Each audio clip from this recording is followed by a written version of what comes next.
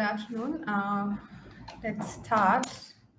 There's only two of us, three of us. We'll start. This is the problem with long weekends, but I decided to have it anyway. Uh, we will proceed. Today, I'm doing a bit of a theory part. Um, I might have to end a little earlier because I have some family matter that I need to attend to. But let's proceed. And if I need to stop, we'll have a class probably Tuesday or Wednesday. But let's try to proceed.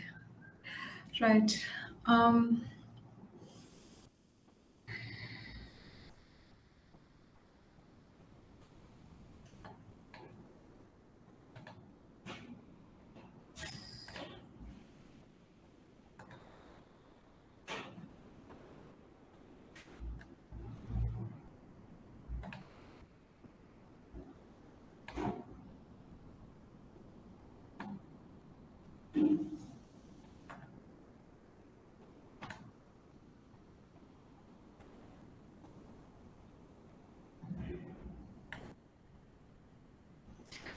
so today we are going to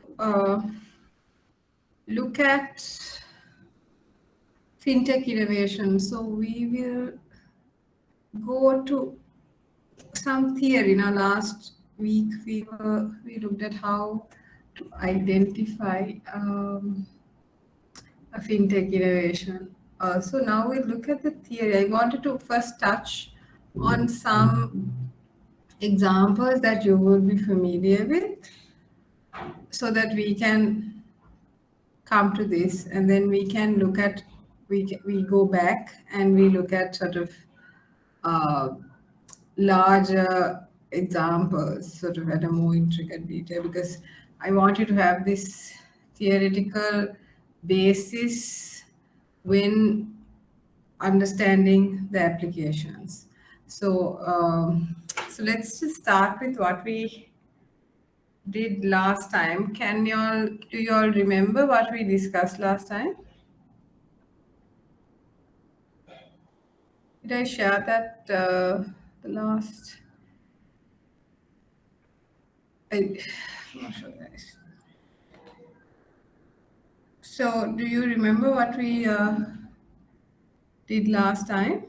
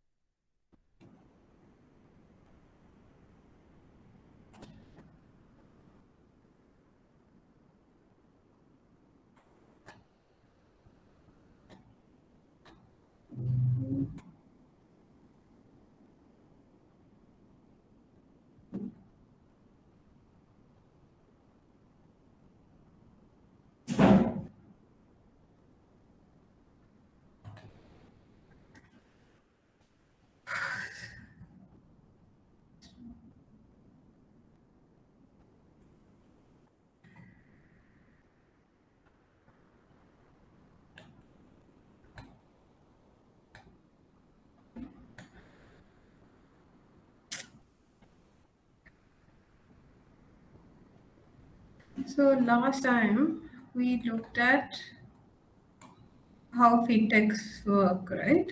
So, last time we looked at how what it means. Like, we took the familiar example of the card, right?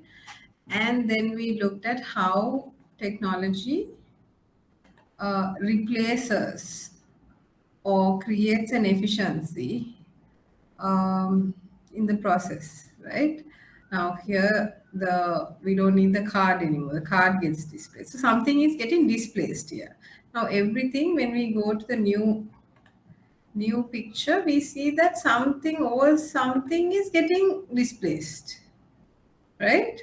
Some old system, someone is someone is disappearing. Someone from the customers previously would have come directly to the bank. Now the customer no longer sees the bank.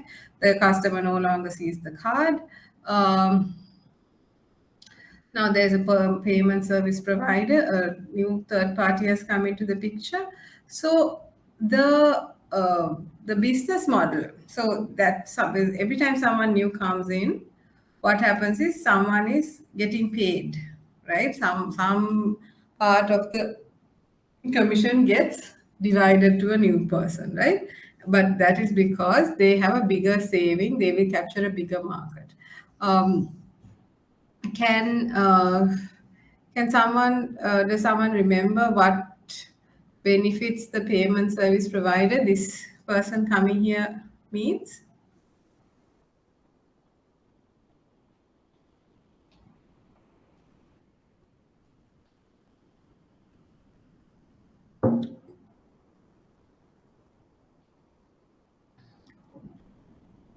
Does anyone remember what the payment service provider does?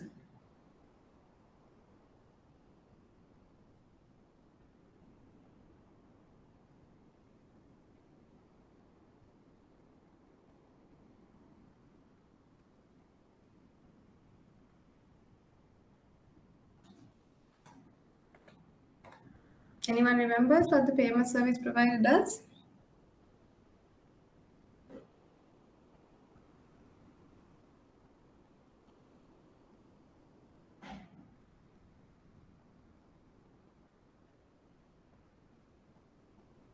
No? Rangana?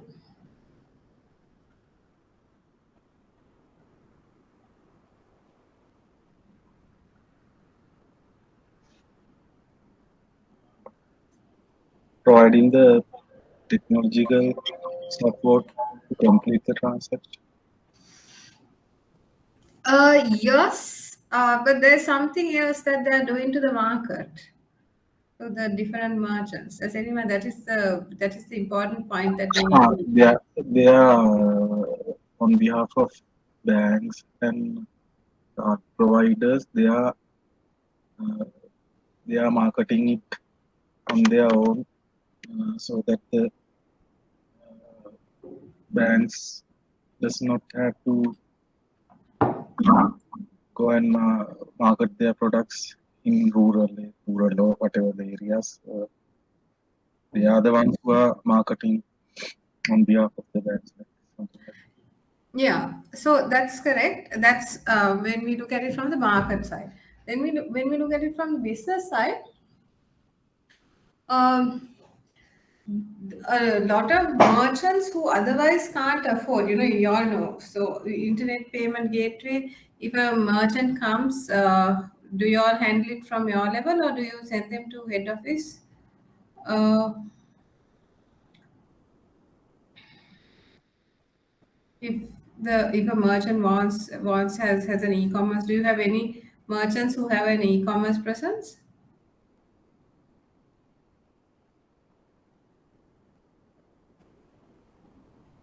Okay, so if a merchant comes and wants us a bank for the IPG, that is the Internet Payment Gateway, then it's more expensive for the merchant, and also the merchant has to do a lot of development and connect to the bank, right?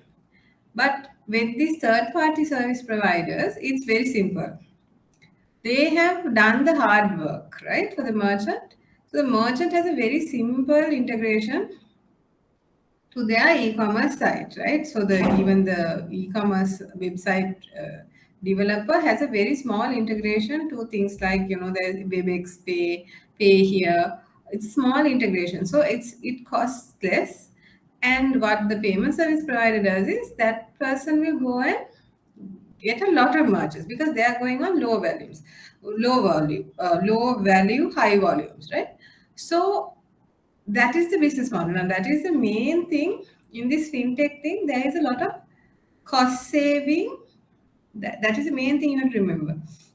There is a lot of cost saving using digital technology, right? And this is not a cost saving that comes with labor, having less labor. No, that is not the cost saving.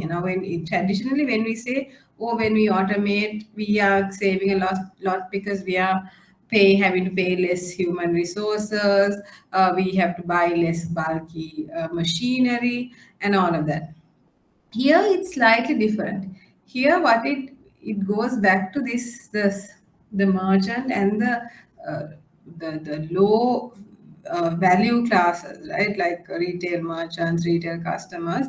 Now since they have the mobile phone and the PC, right? So they already have that infrastructure. We are going back to what we have been discussing. So you have to remember these points. These are very important because this is all one value chain we are talking about, right? This is an extension of the banking value chain to a customer who is now digitally connected, right? That is what we're talking about through this digital innovation phase. So, what happens is this new group of customers, they don't have a lot of money, right? But they want to come online. So what these payment service providers do is they go and gather all of them together, and from there they will get, let's say 1,000 rupees, 1,000 rupees, 1,000 rupees. They will get 100 customers and get 100,000 rupees. The bank will probably charge 100,000 rupees from the single merchant, right? And the cost of for the merchant, not bank charging alone, but the entire cost for the single merchant might be 100,000, right? So this is the how the model changed. The business model is changing here, right? With the use of technology, not only the technological route is changing, the business model is changing, right? And then the bank will probably take a percentage, right? Because the money is getting routed, and the percentage will be paid to the payment service provider, right? So this low value, high volume integrations are the things that we need to remember when we are looking at all of these fintech processes, right? Um, right. Let's get to today's lecture. So that is what I really wanted to recap from the last time's lecture. This understanding of what fintech does, right? Uh, it makes it a, it can make it a faster process, but it's not necessarily making it a faster process. It is using technology to reach a bigger market or reach an underserved market that has been traditionally left out. And to reach that underserved market, what they use is they use the existing infrastructure with the customer or the merchant. That is like the mobile phone or the PC, right? So these are very important things to remember.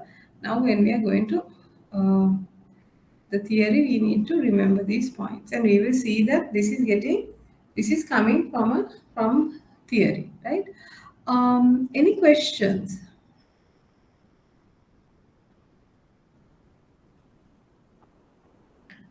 I wanted to be clear. Good afternoon, Miss. Yes.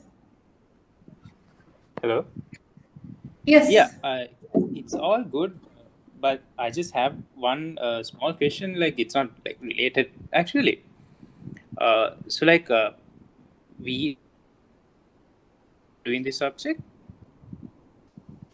Sorry, Gavin, you're breaking up. Hello. Yeah, you're not clear. Can you hear me now? I can hear you, but you're not. You're breaking up. It's okay. You try speaking, and we'll see what happens. Can you hear me now? Is it Yeah. better? Yeah, you keep speaking, but you were kind of breaking up. That's all. Continue. Yeah, Miss. The thing is, like, we are actually the second batch who is doing this subject, right? Mm-hmm. So like, how is it? Like usually, I don't know. I'm just asking, like, how was it like? Doing the first batch of students, were they like? How did they actually manage the subject? Like, was it like? I don't know.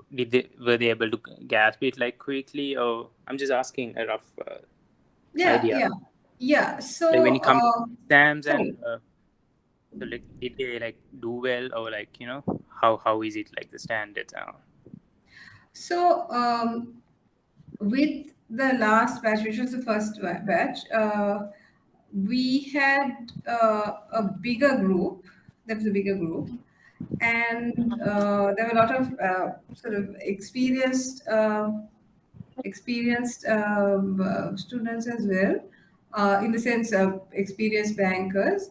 Um, so because I think because they were coming from a place of experience, it was the first part, the payments part, was easy for them to grasp. There were certain things that I felt could have been done better, in the sense differently to for the course. So this time I'm changing as we go, and also because the field is kind of changing as well. So I'm changing the lectures as we go, and also based on how y'all are responding. The fintech part, now that's the important thing. Now that is the difficult part, even for the experienced bankers.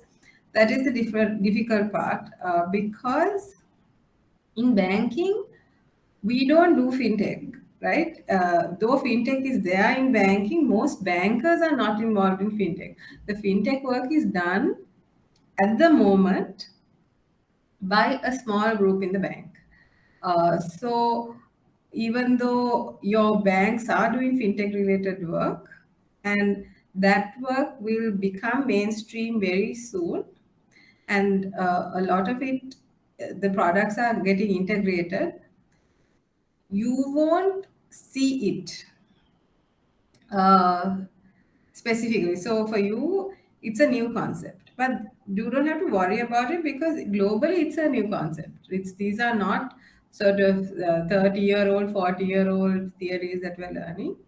So you have to really engage. That's why I keep asking people, ask questions, because only then can I know whether you're understanding or not. Like the last group, they were asking a lot of questions. So it was much easier for me to teach them because they were asking a lot of questions. So I was very clear with where they were and to adjust accordingly. Here I'm having that problem because I don't get a lot of questions. So I don't know whether y'all have understood or not.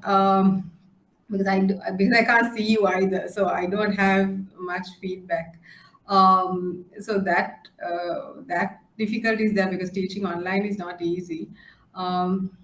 So that's why. So if you don't understand anything, please ask. If something is not clear, please ask. And that is how I will also learn where you all are. So yeah, that's the sort of the long answer for that. Is that does that help, Yeah. Gavin? Yeah, kind of like, I just wanted to know like performance wise, like were they like any good in exams, or like Oh, I'm still. how would I it just got be their like? papers I mean, recently. I'm marking their papers for now.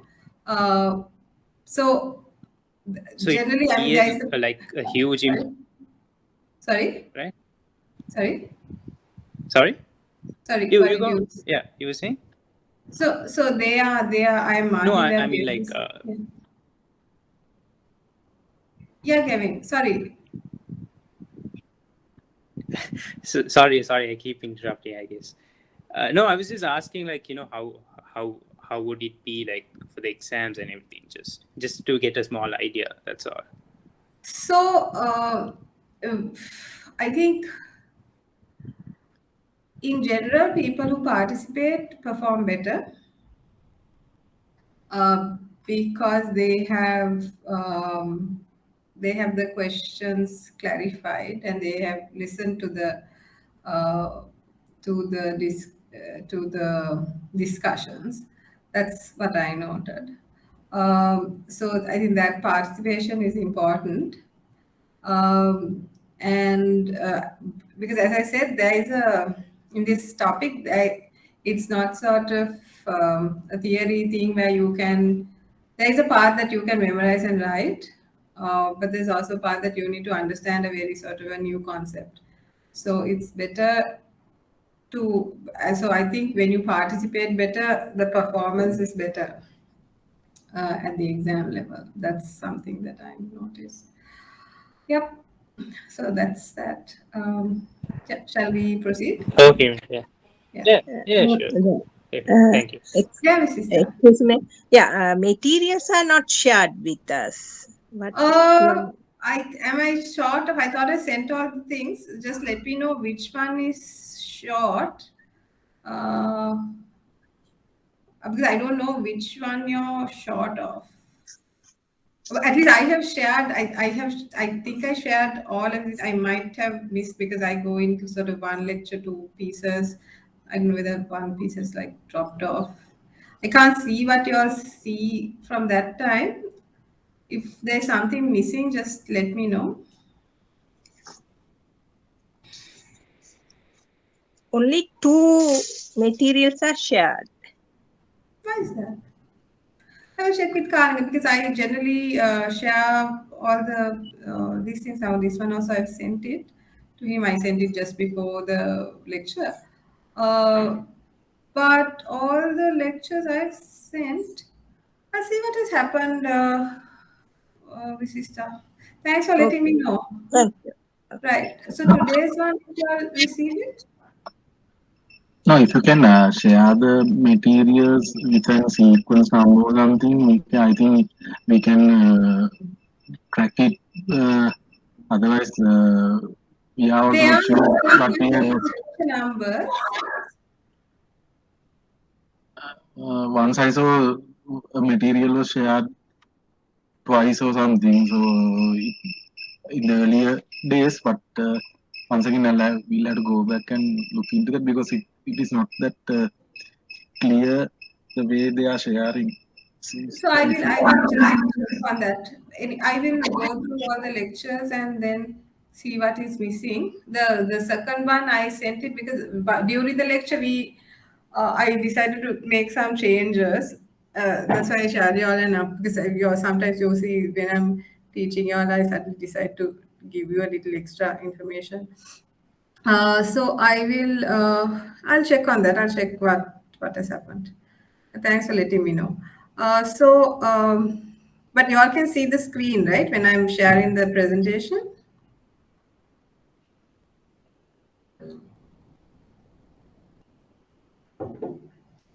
Yeah?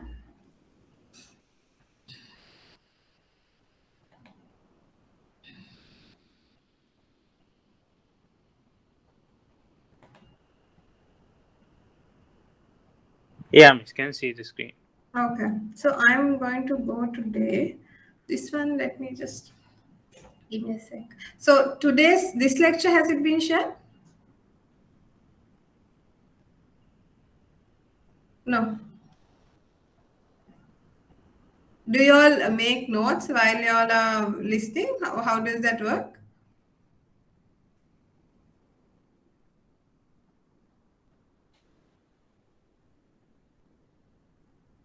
Yeah, usually like when you say some no, we just write down some notes. I don't know, that's something that I do. Okay. Right. Okay.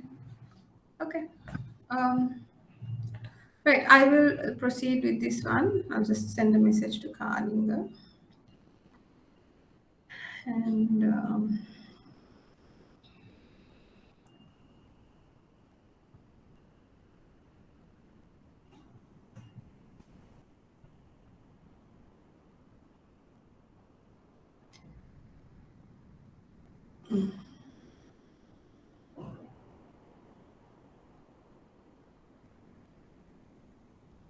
right.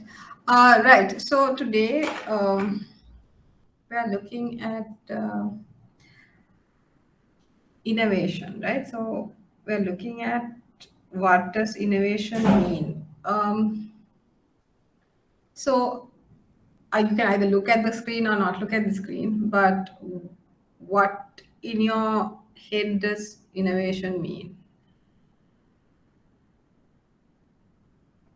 Because it's quite a common word now. So what does that word mean?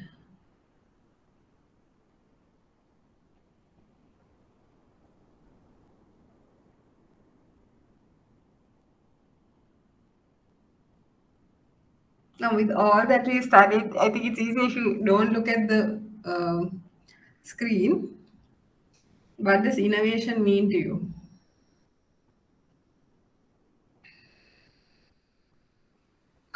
Something like something which is already like inventing something out of something which was already there and making something new out of it. Like it's not Yes. discovering per se, but something like using something else to I don't know, something like that. You get what I'm saying, right? Yeah. So it's the word innovation has a lot of sort of a broad idea. It's become more popular than the word invention, but invention is also very important.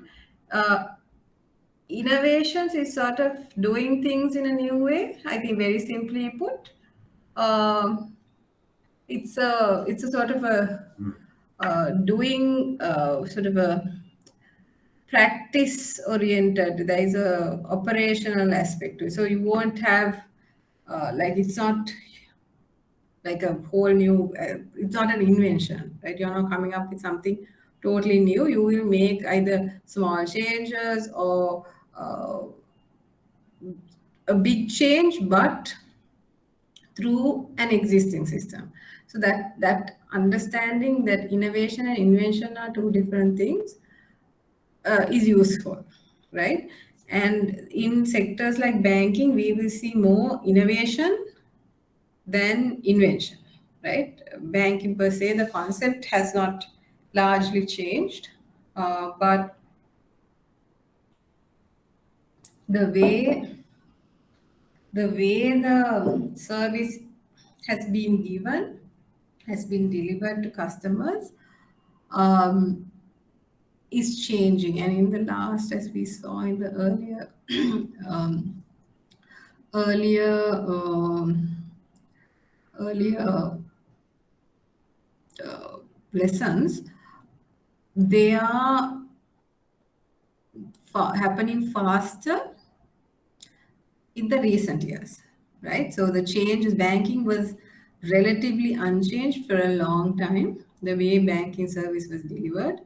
But now we see rapidly the way the service is delivered to customers are getting changed, and that those are through innovations, right? So let's see what innovations mean in a wider context, right? So this is we are going to the sort of the theoretical side of innovation, right? So here now they have created a innovation landscape, right? So on the left, I have innovation is the combination of existing knowledge, right? So it can be technology, products, services, whatever, to generate new outcomes, right? So the outcome is the one that is new. Innovation can take many settings, business models, technologies, products, services. So it's very broad, right? So when creating an innovation strategy, right? So you need to, so you're aiming for something. So the idea is you're sort of aiming for some outcomes, for some benefit. Uh, Companies have a choice about how much to focus on technological innovation and how much to invest in business model innovation, right? So this is now we're going back to the example that we discussed last week and recap today, right? Technology versus business model, right? And then they provide uh, a matrix, right, which considers how a potential innovation fits with the company's existing business model and technical capabilities, and how this matrix can assist it with that decision. So we are talking about existing, right? Now, for instance, your bank is existing; it's already there. It already has its business model, right? How to give the loans, how which payment technologies to use. What to push now. Even sometimes, even if you take cards, you have Visa, Master, uh, Amex, different types of cards, right? So let's say your bank is one that is doing only Visa, Master. Depending on, we have seen a shift between the schemes in some banks, right? That means their business model is changing a bit, right? We don't go to regulate. It is up to them to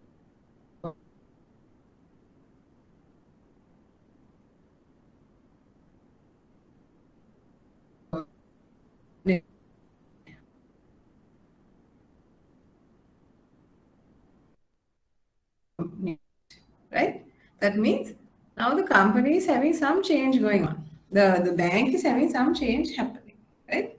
So the existing business model, and then you have the existing technical capabilities. Existing technical capabilities can be the capabilities that they have already invested, let's say for cards. What technological investments have they done for cards? Interbank transfers, digital banking of the customers, right? So that internet access, banking accessible through the internet. Right? We can see in Sri Lanka, not all banks have equal access to digital platforms. Not all banks have payment apps, right? Not all banks have banking apps, right? So that means everyone is having a different business model, right? So because we don't force people to come into certain sort of delivery channels, right? If they come into a delivery channel, then that gets regulated, right? And so we can see how the banks are selecting this. Each bank is different. HSBC will be different to commercial, will be different to Bank of Ceylon, right? If you take bank like People's Bank, very different approaches to technological development. Very different approach to a business model is very different, right? Target market is different. So all that, how should these companies uh, innovate, right? And so they have made 4 types of innovation. So in this is from these academics called Pisano and Corning, right? It's from the article. I think the next one has this link. You can Google this one, right? Pisano and Corning. And so let's see. First, there is the business model. So new business model, existing business model, right? So business model on this side and technical competencies on this side, right? So existing, new business model, existing technologies, new business model, new technical requirements, right? So when these strategies come together, right? They mark these as different types of innovations, right? So disruptive is when you have an existing technical competence and you're coming in through the business model, right? Now this is an important one to keep in mind because this is the more popular term, right? And as we go, we will understand why this word disruptive innovation is popular, right? And it's also popular in the theoretical sense as well, because theoretically, you will see that this reflects a lot of what we learned. Disruptive innovation reflects a lot of what we learned so far. So architectural innovation, right? So here it requires a new business model and new technical competencies. That means the architecture itself is changing, right? So very common example is digital images and the printed images that we used to have, right? The whole system, the technology has changed. We are not using the old cameras with the reel anymore, right? We are no longer going to the shop to get it developed. We don't go to develop our pictures anymore. Those days, when we take a picture that's on the reel, we have to go to the studio to get it developed, right? So there is a business model. Now we hardly go to the studio.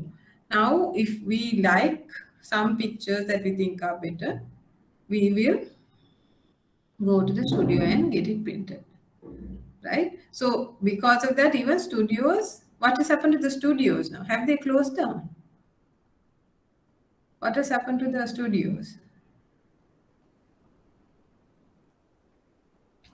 What has happened to the photo studios?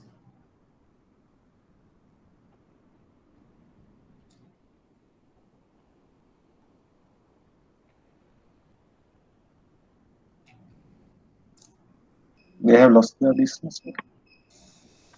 Have they lost their business? Yeah, to a certain extent, they have lost their business on this developing. What part of the business have they lost?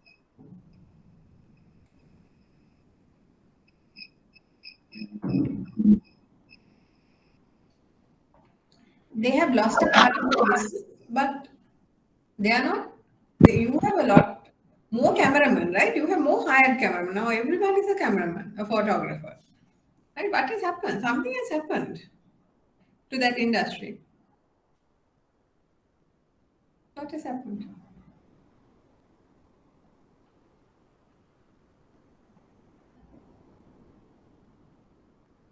Think about it. I'm giving this very normal example because we don't always have to go to banking, because I want you to understand the concept. That's why I'm taking an example that I think most of us are familiar with this example.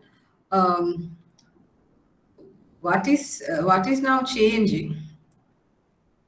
I'm connecting it back to, it will come back to disruptive as well, right? Architecture. Now the architecture has changed. The technical architecture has changed. It's no longer the Polaroid or the Kodak reel camera, right? That architecture has completely now disappeared. It's so difficult to find a uh, photo reel, right? That's what you call a reel.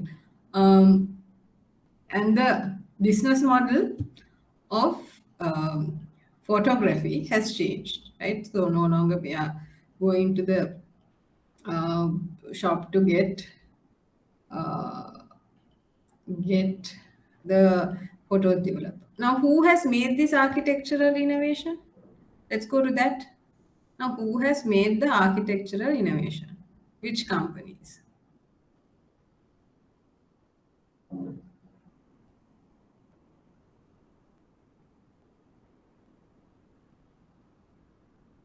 Which companies have made the architectural innovation for this to change? Is it Polaroid and Kodak?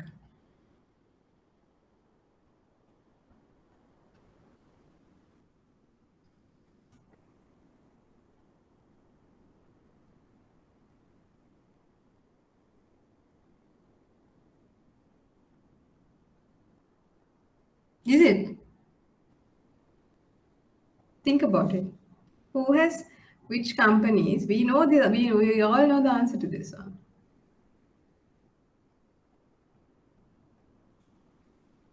Any guesses?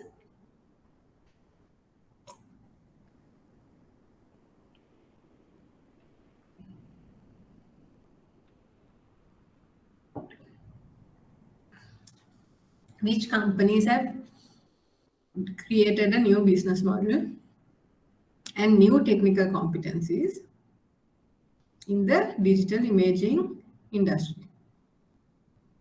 Digital images. How do you all take pictures now? By I home. think phone companies, mobile companies. Yeah, mainly it's mobile companies. So not mobile companies. Before that, there was the digital camera, right? Digital cameras. Um, so things like Canon and I think the East Asian companies were earlier to start. You remember the digital cameras? Do you all remember the digital cameras? Now I think very few of us own those as well. The little digital cameras.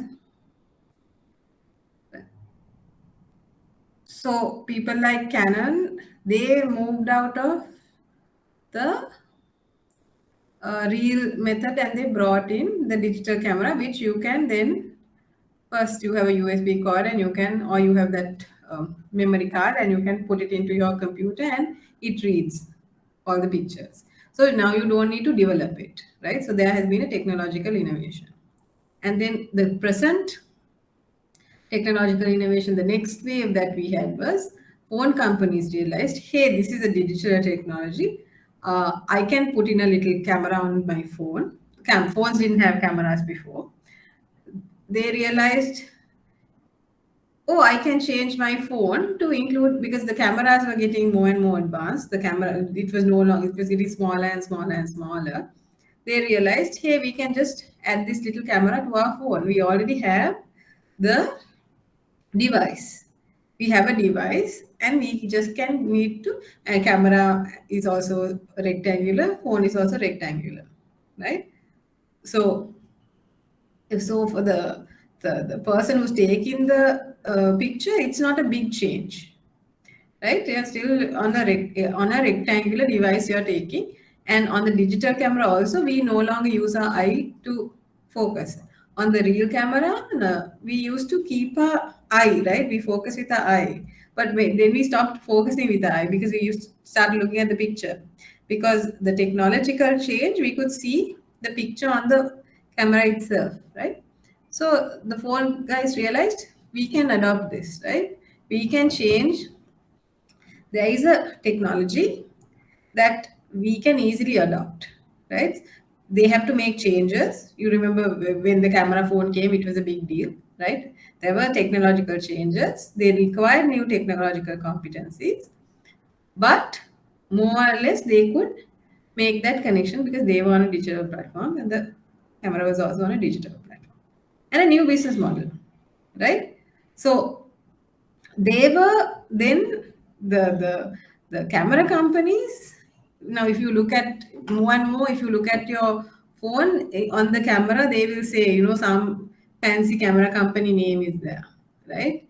And as a feature they will say, oh, we are putting this camera, that camera, like some fancy, probably a German camera company or something like that, they will put that, right? That is becoming a feature of the phone, right? So the business models are changing. So this is when the entire architecture is changing, right? And then you have routine innovation, right?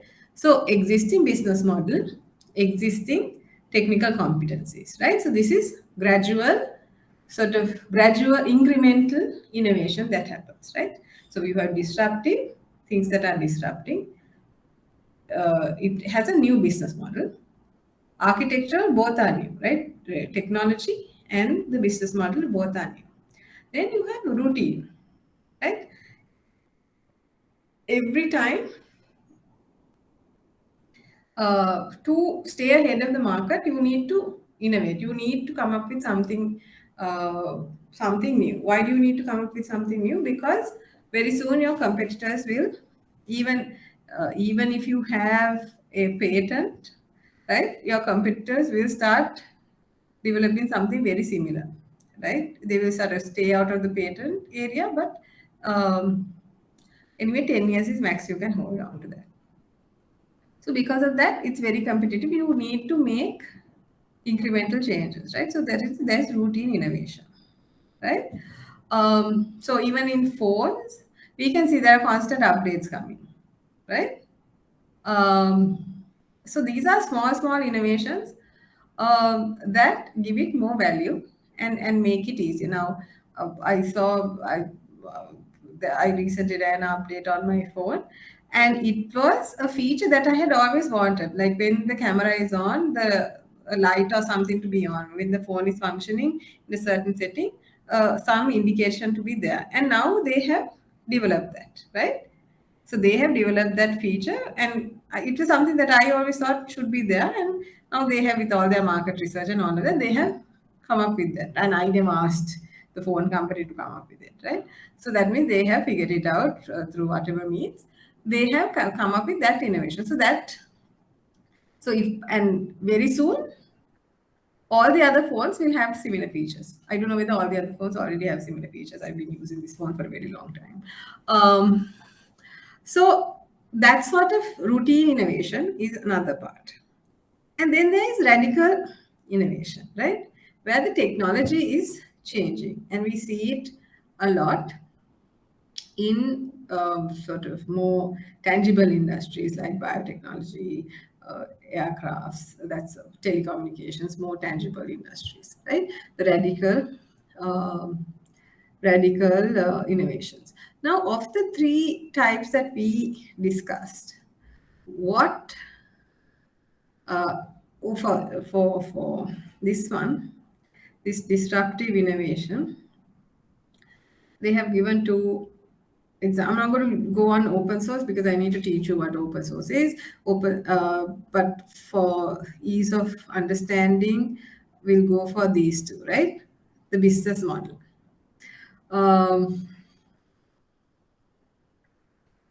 Video on demand and DVD rental service. What is video on demand?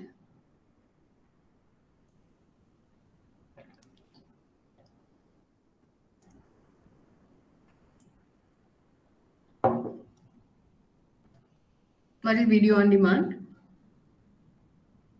Have you all heard of Netflix? Netflix. So Netflix is video on demand, right? When anytime we want to watch, we can go and watch the show, right? Now, even things like pure TV, to some extent, is becoming a bit like video on demand because you can watch old programs. But the real thing is Netflix, right? Netflix, YouTube to a certain extent. Those are video on demand.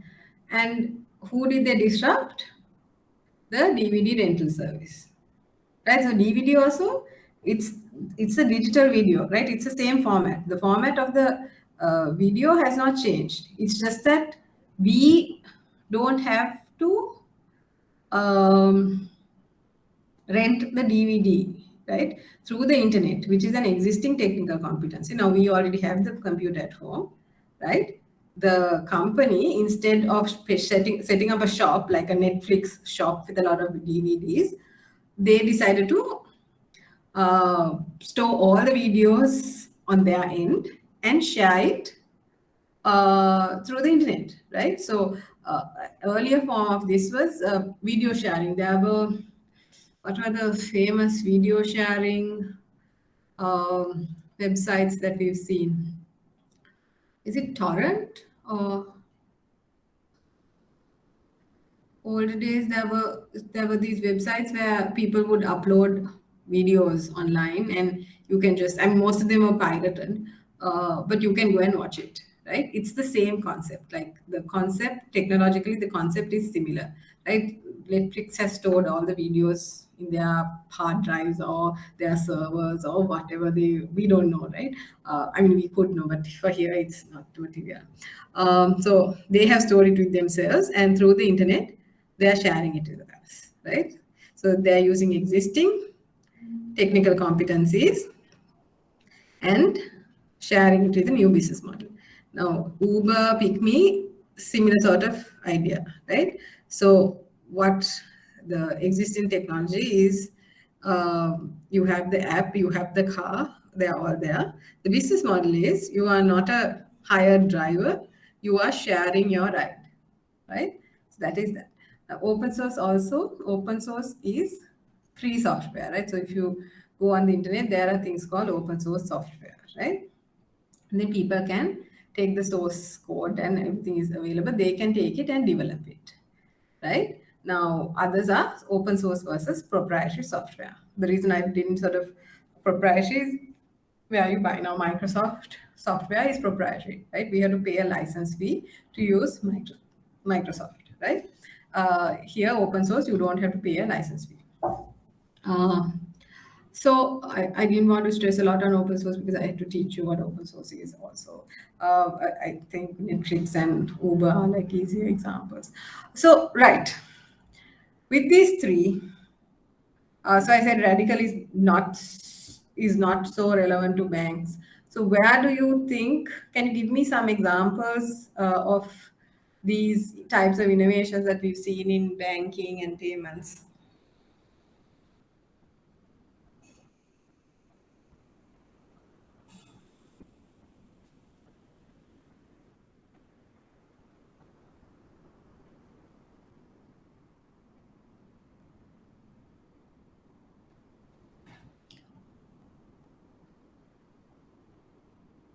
Easy cash against the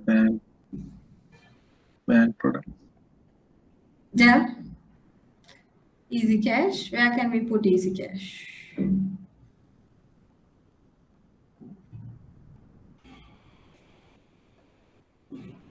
Disruptive. Easy cash, disruptive. Or easy cash, architecture. Let's compare. Easy cash is disruptive or architectural?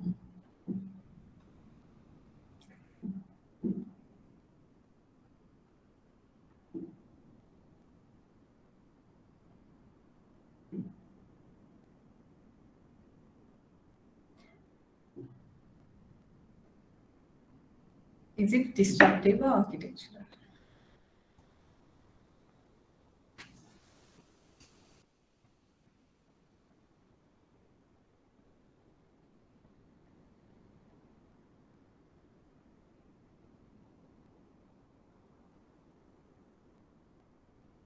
Okay, why is it disruptive?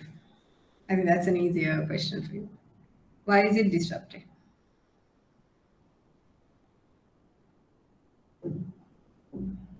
It substituted some banking products. Okay. We look at the matrix, how we decide. Now, the matrix has new business model, existing business model, existing technical competencies, new technical competencies.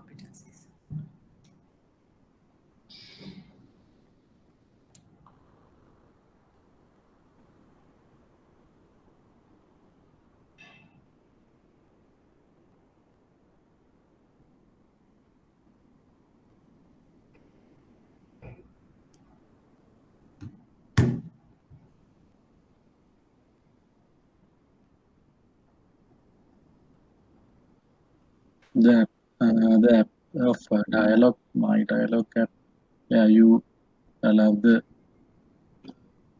customers to pay directly by adding a card, whereas earlier customer had to go through a bank's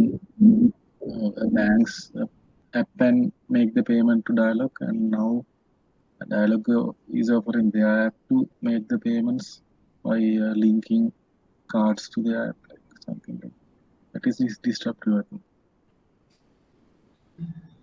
So, I think your first example of easy cash is a better example for disruptive because they're using their existing technical competency, right? Which is they're using their phone, their SMS, right?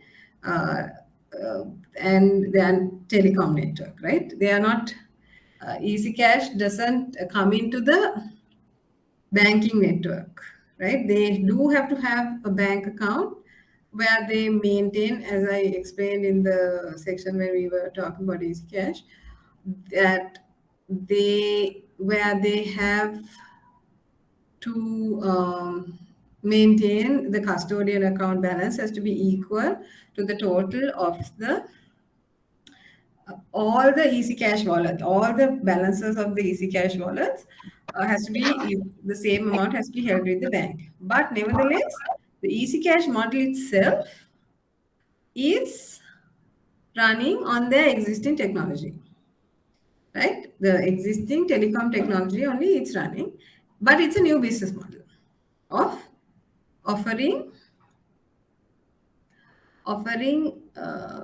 digital money services, e-money services, e-wallets, right? E-transfer services, right?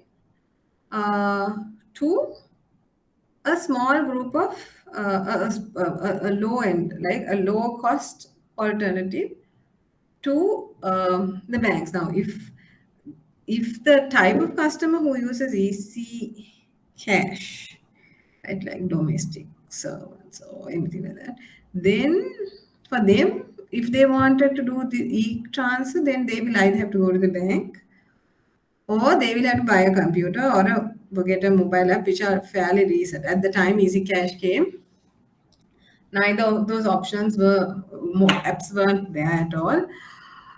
I think digital banking was sort of just picking up. So at that time, unless you had a bank account and you could easily access the bank, transferring money was a little difficult. So therefore, Easy Cash is a good example, I think, for disruptive innovation. The second one that you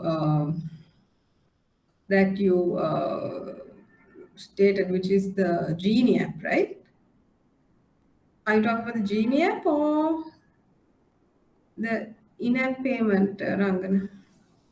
Even the dialogue, my dialogue app has the payment ability. Genie also has. Dialogue. You can, let's see, how do I pay? I look at the bill and I go to my wallet and I pay off the wallet. So I'm just looking at pay bill.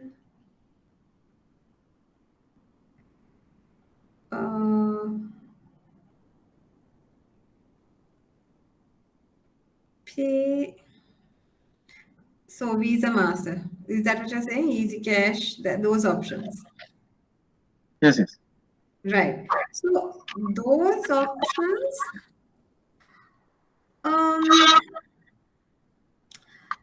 to me, I think they will be more routine because it's similar to sort of an e-commerce payment, like an IPG-based payment. Because they are not replacing, um, because they're going through the normal banking channels. I mean, when you are using Visa Master, you're paying through your bank, right? So even if those days we would go to the bank and pay our phone bill. I can't remember how we used to go to the supermarket and pay, right? Before that, how did we pay? We used to go to Dialogue and pay. We used to go to Dialogue and pay before that. So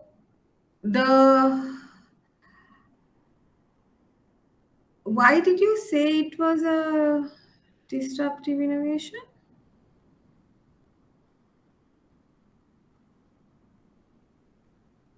Because it replaced the need of banking apps. The need of what you're saying is instead of going to the banking app and paying, that you can pay directly from your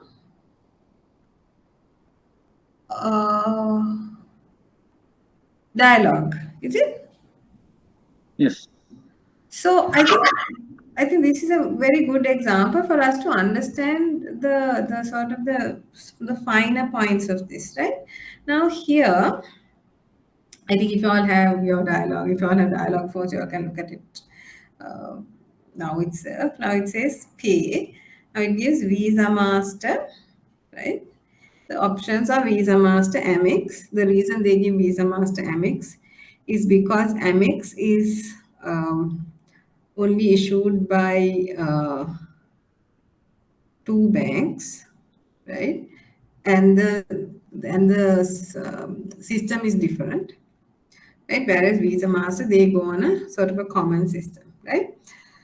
So then the next options are, they have Star Points, they have Easy Cash, and then there was some other thing called, wait, yes, so Star Points, Easy Cash, Visa Master, Amex. Now, what you are saying is, with this little functionality, now we don't need to go to the bank app, we can directly pay. Isn't that so? That's what you're saying, right? Yes, yes. Right. Yes. Now, what is the difference between paying from these four options and paying from your banking app? What is the difference?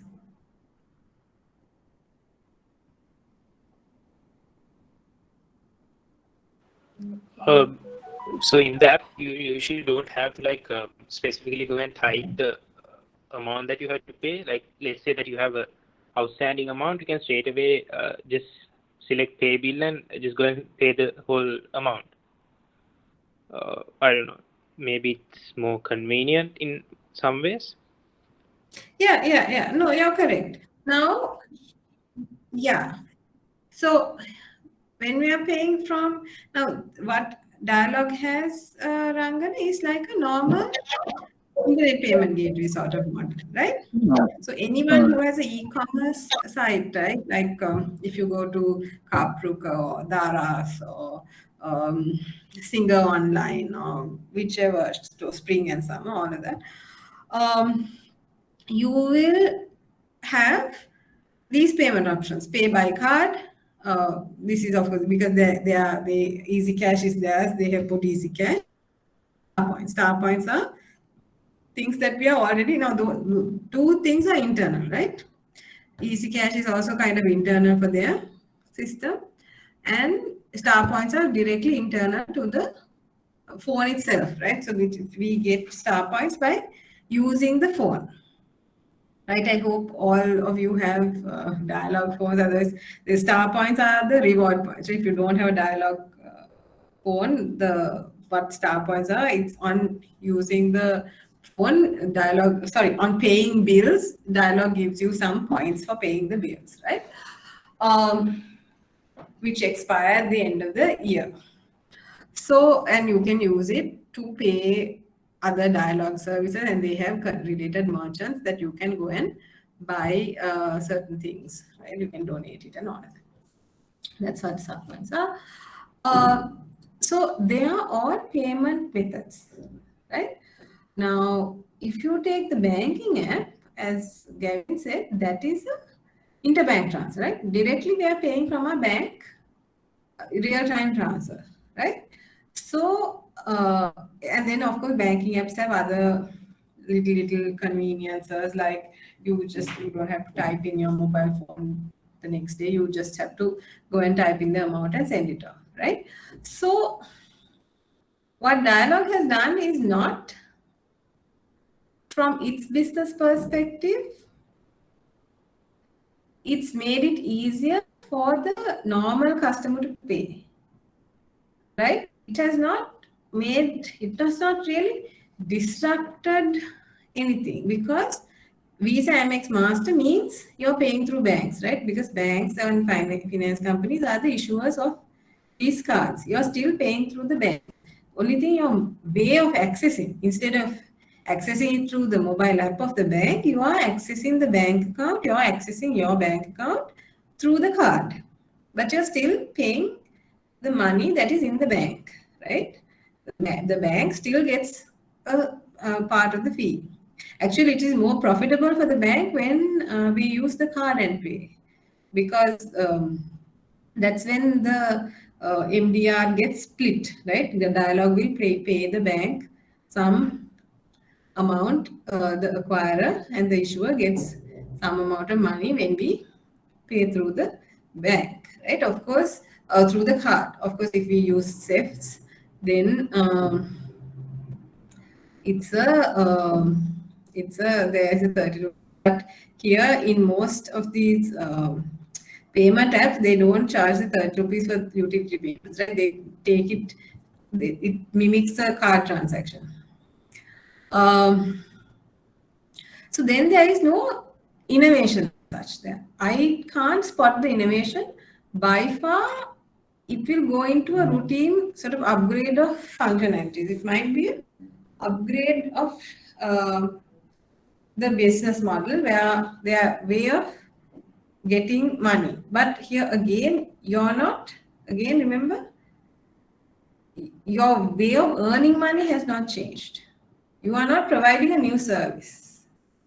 So we have to always remember that this innovation has to lead to someone earning new money, right? Someone somewhere is earning new money and doing something differently. Something is getting, so just because some line has gotten lost. Now I think you got it mixed up with what I defined as fintech innovation when I said, okay, someone is leaving the picture in the examples that we saw, right? Here, no one has necessarily left the picture. They're all there. It's just the delivery channel that has changed. That is the access point, the card, right? Instead of going to the bank and paying or going to the app and pay, they are paying still through the bank. So there is no particular innovation by far. If there is, it looks more routine than disruptive or architectural. Difference of between the three, Rangana?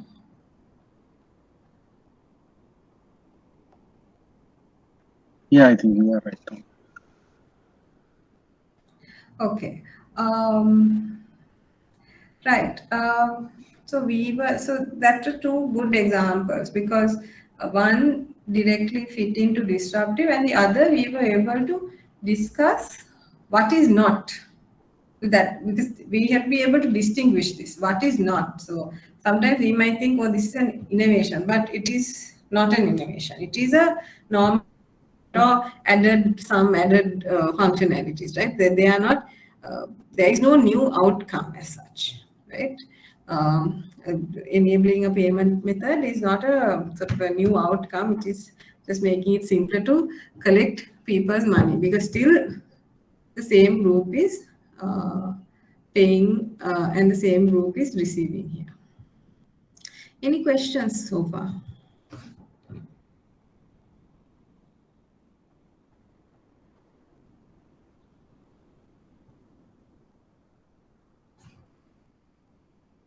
No? Okay. Yeah, so both good examples. Let's go to the next one.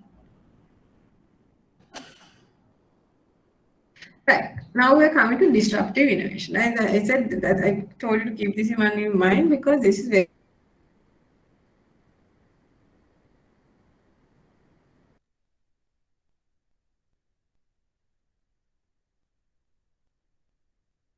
also was like disruptive fintech innovation, because fintechs really disrupted the banks, right? So this was called disruptive innovation. Now today what we are going to learn is what is this disruption, right? It is just, is it being just disruptive like a bother or like upsetting the system? Is that what disruptive innovation is, right? What does this actually mean theoretically, right? So now this concept of disruptive innovation was introduced by Professor Clayton Christensen in 1995. He's a Harvard Business School professor, right? He's an economist. So he came up with this concept. He was like, oh, look here, there's something interesting going on, right? 1995, remember 1990s, right? We talked about the 1990s. What in things happened in the 1990s that we learned that is relevant to fintech and digital payment innovations that we are learning to at this era now?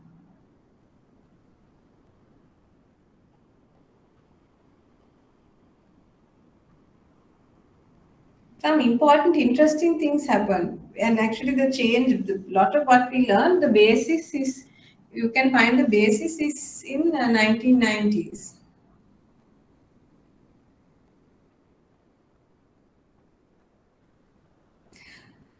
So PayPal, companies like PayPal, the first digital currency, the first time like Bitcoin, then all the top IT companies, right? They really sort of came up in the 1990s, and then we had the dot-com bubble at the end, right? Where kind of the excess got cleaned up, and then some winners remained.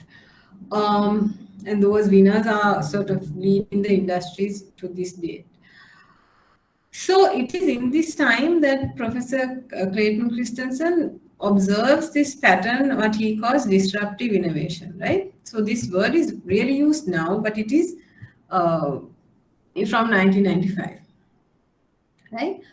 So, what is this disruption? So, disruption describes the process whereby a smaller company, right, with fewer resources, is able to successfully challenge established incumbent businesses. So, incumbent businesses are the businesses that are already there, right? Like good example, banks. Now, this is why disruptive innovation is very closely used with fintech innovation, because most of the fintechs that we discussed are smaller companies, right? So even if you take PayPal, it's a very small company, it's a small tech company, right? But it really disrupted the retail online payment business, right? So many researchers, writers, and consultants use disruptive innovation to describe any situation in which the industry is shaken up or previously successful incumbents stumble, right? We will be very careful because the the term disruptive innovation is very specific. It's when smaller companies disrupt larger companies, right? But when we read, we will find this word disruptive innovation used quite freely, right? Because it kind of sounds nice and cool and all of that. Right? Let's look at this video, right? That explains what disruptive innovation is.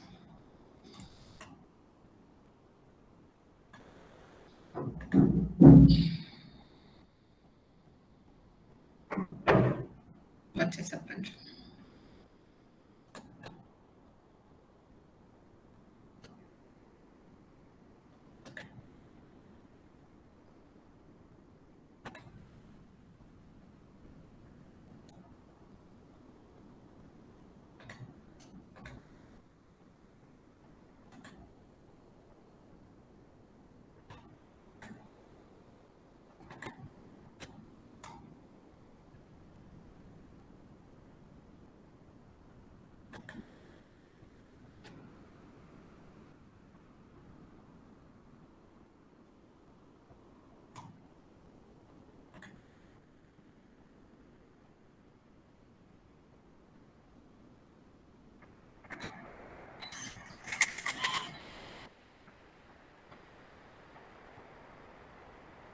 How does a small, young company beat an industry giant on its own turf?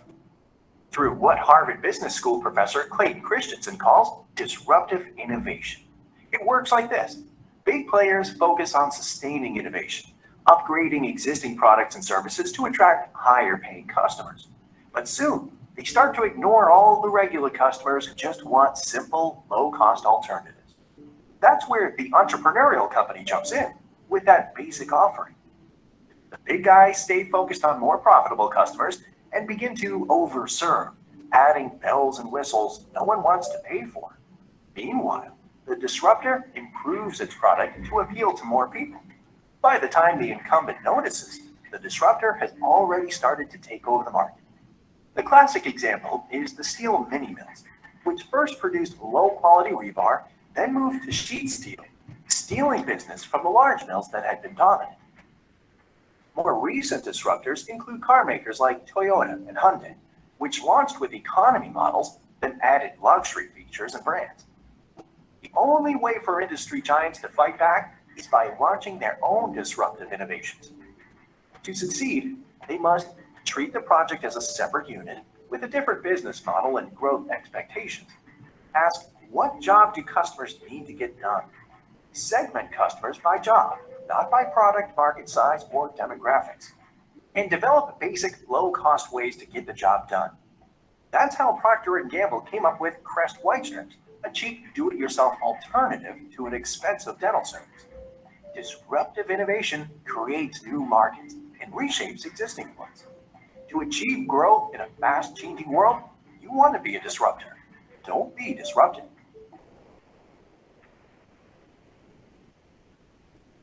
Right. So there you saw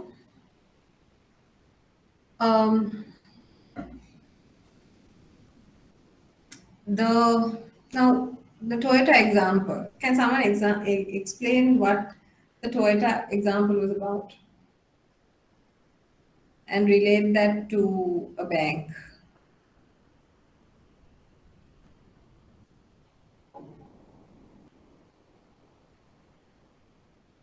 Some bank in Sri Lanka that came up very fast. Can you explain the Toyota model? What the Toyota model is? I'm taking the non-bank, the sort of the general example, because it's easier for you. I feel if you understand it from the normal world, then it's not something specific to banking. You will see it everywhere. And then when you see it everywhere only, as bankers, you all can apply it. Only learn it from the perspective of fintech or through banking services, you can't actually innovate because you don't have sufficient understanding to see it in the social context. That's why I'm bringing these non-bank, non-payment examples. Can someone explain what Toyota did? How was Toyota a disruptive innovator? And it was explained in the video. They came up with luxury cars for a lower price range. Yeah. Which, So what did? What else? With whom were they competing?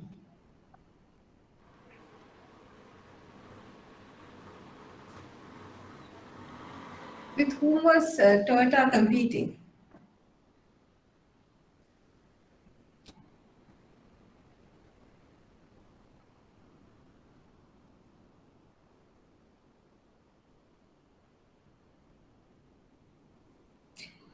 So Toyota was competing. So Toyota is probably one of the first Japanese, I think probably the first Japanese car company that broke into the international market and even their local market. So before Toyota, the cars that were present were before the Japanese cars, right? They were European and American, and all these cars were quite heavy cars, right? They used a lot of fuel, right? It needed a lot of petrol. Even now, if you take even now in the market, if you take the European models or the American models that are in the market, Ford, BMW, Peugeot, whichever the European models, they are not fuel efficient, right? They're not. Whereas the Japanese vehicles are quite fuel efficient, right? Now they created economy cars. So they were, now the giants were all the BMWs and Ford and all those were giants in the car market, right? So how did Toyota disrupt it? They made a lightweight car, right? If you take the older cars, the buffers were in steel, right? But Toyota figured out how to paint the plastic buffer to make it look like metal, but it was a plastic buffer, right? So they were replacing a lot of the material, right, and innovating a car that was lighter. So therefore, it was cheaper because it was using like things like plastic, and also it was fuel efficient because it was lighter. So it was a more economic. It was an economic model. Suddenly, a lot of middle class people who didn't have to cars no longer became luxury items, right? So that it became more. So that's when they broke in. It was a smaller company that challenged the bigger companies, right? So before that, things like Ford were the common cars for the masses. And then they challenged this with this, and they had a nice design and all of that. Then subsequently, with time, they started innovating some more, and they started making luxury models, right? Like their Lexus and all of that. They started bringing in luxury to their cars. So for a cheaper cost, right, for a lower price, they brought in small luxury features into their cars, like comfortable seats, power mirrors, power steering, all these things. They started bringing luxury features into their cars. Now, that is how Toyota then captured the global market, right? First they captured the lower market, then they captured the higher market, right? Now Toyota is they have high-end vehicles as well. They go through other brand names like Lexus and I think they have some other names, but it's still Toyota, right? First they started the low-end market and then they went up gradually, making incremental changes. First they disrupted the lower end, right? Now, can you think of a Sri Lankan bank that may have done things like that?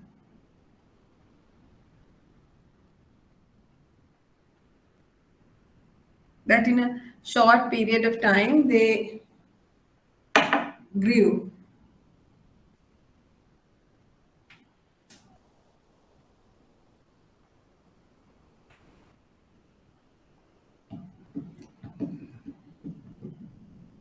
Giving some value, different values to customers.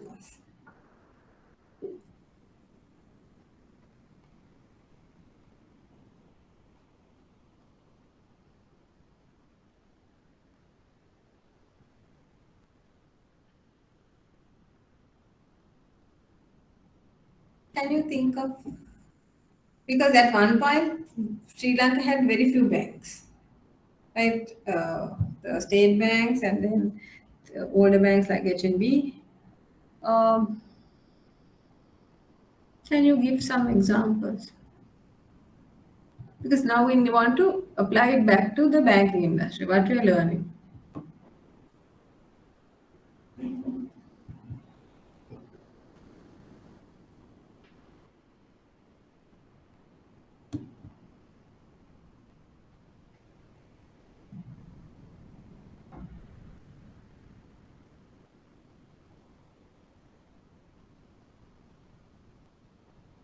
What about a bank like Sampath Bank in the 1990s? What do you think?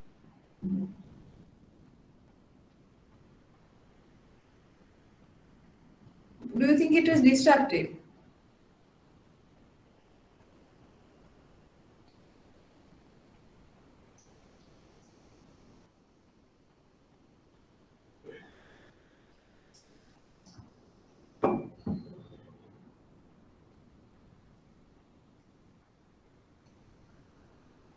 Do you think a bank like Sampath was disruptive?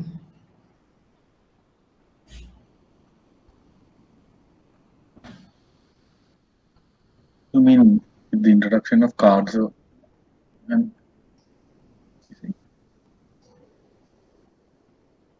Sorry, Rangana, I can't hear you.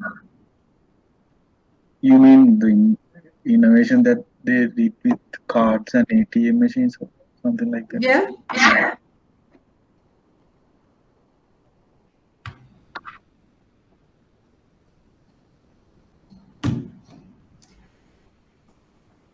So I feel that when we look at Sri Lanka, we can look at banks like Sampath, perhaps NTB, and just think, do these fit into that model? Now, Sampath, as you said, I think you have to, I don't know whether some of you have been around those days. I remember in the 1990s, ATM, Sampath offered, their tagline was the future today. And so they completely repositioned, they positioned themselves as a technologically forward bank. They position themselves very differently from the other banks, and I think they still want to do that. And they brought in ATM cards. I think they were probably, I think they might have been the first or very early, and so they made things, technology very accessible to the masses. So I think all Sampath customers got those cards. It was, and suddenly those customers became very modern, right? They were the ones using the new technology, and they didn't have to wait in line at the bank with slips. They just had to go to the ATM machine and get the money and come. So it just, and then I think from that they captured much of the market, and because they challenged the incumbents, and there were, by that time there were many incumbents, and within a very short time Sampath grew to be quite a big bank. So I think that is one example. Perhaps NTB with things like Free Me, that's another in that market, in the more digital wallet market. It uh, it decided to position itself there, right? There was a niche in that market that was not served. Though banks had online banking, um, our banks had not come up with digital wallets, right? So Freeme, NTB went with that, and they captured a lot of the wallet market uh, by giving discounts and all of that, but they captured a lot of the digital wallet market by by so it's a smaller bank with fewer resources, and it successfully challenged the incumbents, right? So they were, while the incumbents were still sort of picking up and figuring out what to do, these people went ahead with a new, and they almost created an industry standard of what is expected of a digital payment wallet, right? So that is those things we had to. Let's think, when we are studying these things, always look at what are the other banks doing, what is going on in the industry, what is going on in the rest of the world, how can we draw from those practices to our banks. Now, as you all go up into management, into wherever you, even if let's say you're in compliance, when you're looking at some new proposal that your departments are sending, so then you have to always be aware what is going on, what is the concept, what is going on, what are people doing outside, what does that mean, how what is changing in the banks, what are these banks doing, are they disrupting, how are they just it's not just bringing in new things. There is more business involved, there is investment involved, there are new business models, new people making money. When new people make money, old people can lose money. You must not be a loser. That's why in that video they said you have to the incumbent, how can the incumbent compete? By also innovating. Incumbent continuously serving the same market, being comfortable. Oh, we have a lot of customers, we don't have to worry, right? We have a lot of customers. Thinking like that won't help. Now my money is in one of those banks, right? But for the new technologies, I use another bank. Now my bank has developed an app, but it is too late. Now I'm already using that other app. Now I've gotten used to it. Everything is saved there, right? So if I'm going to go, then I have to make those changes all over again, right? So then I've noticed my bank, I think, has figured this one out. So it has given a lot of those facilities in the online banking app itself, right? So that I don't have to download my own bank's app. I can download only the online banking and figure it out, right? So this, how responding to innovations, challenges in the environment is very important, and how you do it when. Now, if you take, again, I will take Sampath. Now, now they can't follow the same strategy. From my understanding, I have not done a case study, right, of Sampath. I'm just telling you from my knowledge of their features that they advertise. I'm not a Sampath customer as well, so I'm not very familiar. But these are from the things that they advertise. Now the digital market is more competitive for them, right? So now, but to create Sampath Vishwa, which is the online banking, online payments, it gets integrated. It has what means it integrates Vishwa directly, so that so before safe just pay sort of connectivity came through, people to pay directly through Vishwa. That sort of innovations they brought continuously compete. So incumbent bank, like in the 90s, it was a new bank, right? It was a small bank with fewer resources. Now it is an incumbent business, but it is still trying to compete, right? It's harder now because now new banks are coming with these. They from the first day itself they are coming with these basic features, ATM cards. They have all of that. Digital banking they have. So then you have to continuously innovate so that you stay on top. Otherwise, you will lose your market. Because remember, every time a customer uses some service, someone is getting paid, right? If it's not you, that means you are losing money. So this is, remember, at the end of the day, these are businesses. You have to remember you're a part of a business. This is why it's important to understand this concept of disruption, especially today when digitalization makes it so easy to disrupt, right? It can be harder if you're not innovative, if your brain is not innovative, if you don't have a good idea of how things work, the concepts, the processors. That's why we spent a lot of time in the payments systems. We will come back again to see how they are getting applied. But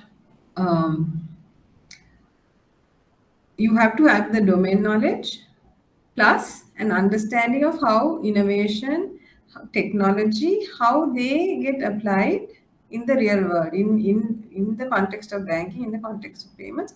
What happens when they get applied, right? When people go to innovate, what happens to you? You should not be the one getting disrupted. That's what the video also said. You should not be the one getting disrupted, right? You can disrupt others, but you should make sure that you are not disrupted. So you must keep competing and stay on top. It's easier to be disrupted when you're a bigger bank. It's kind of counterintuitive. It's like opposite. You think a smaller one will get disrupted. No, the bigger one can get disrupted because the smaller ones are more flexible, right? So those are some important things to remember. Right. So the source, you can read this article. This is there. Right. So what is a disruptive innovation model, right? Now we studied. Now here, this is the amount, the um, the customer is willing to pay for, right? The performance, right? Now this is the Toyota, BMW example, the Sampath, the high-end bank examples, right? So the incumbent will be here, right? They will go on a higher trajectory because they are aiming for the high end, right? You're aiming for the high end. You're aiming for bigger customers, right? You're aiming for bigger customers with more money. You can have bigger profit margins, and then you ignore low end customers. There are some banks in Sri Lanka that almost don't do any retail banking, right? But there for them, they're like, no, that is, we are not getting involved there. We have these big customers. That is more than enough for us. We are making a lot of money there. We will be there, right? So while they're there, a new entrant can come, right? So now the low end of the market, now he already has some existing technologies and all of that, right? So he has some knowledge. So he won't start from zero, right? The new incumbent, the new entrant won't, because there is the existing knowledge.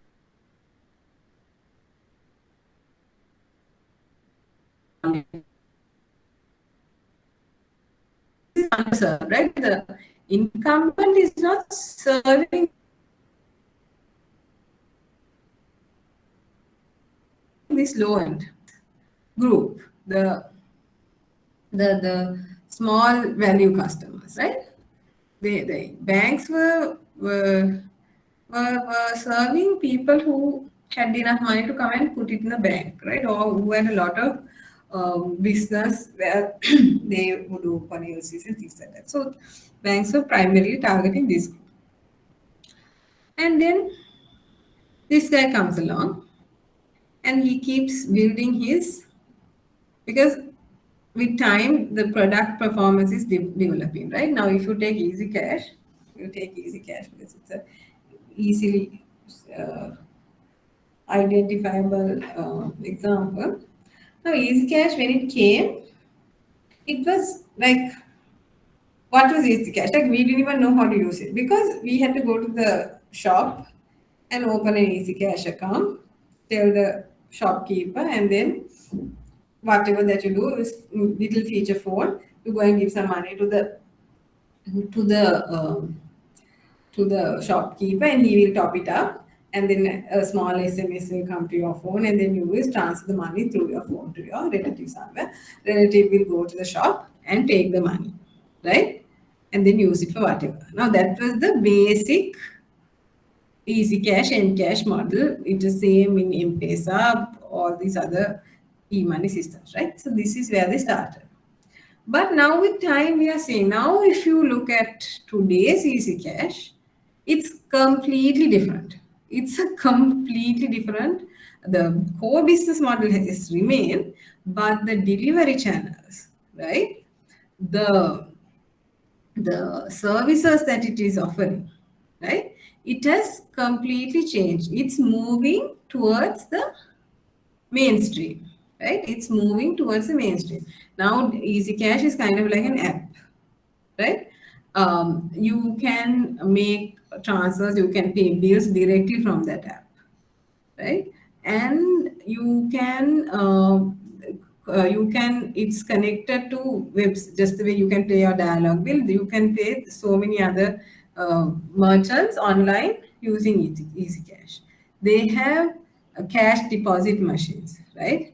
They have cash dispensation machines. So you don't have to go to the shopkeeper anymore, right? So people who felt like a bit awkward going to the shopkeeper and giving their earnings now don't need to. They can go and use one of those machines, right?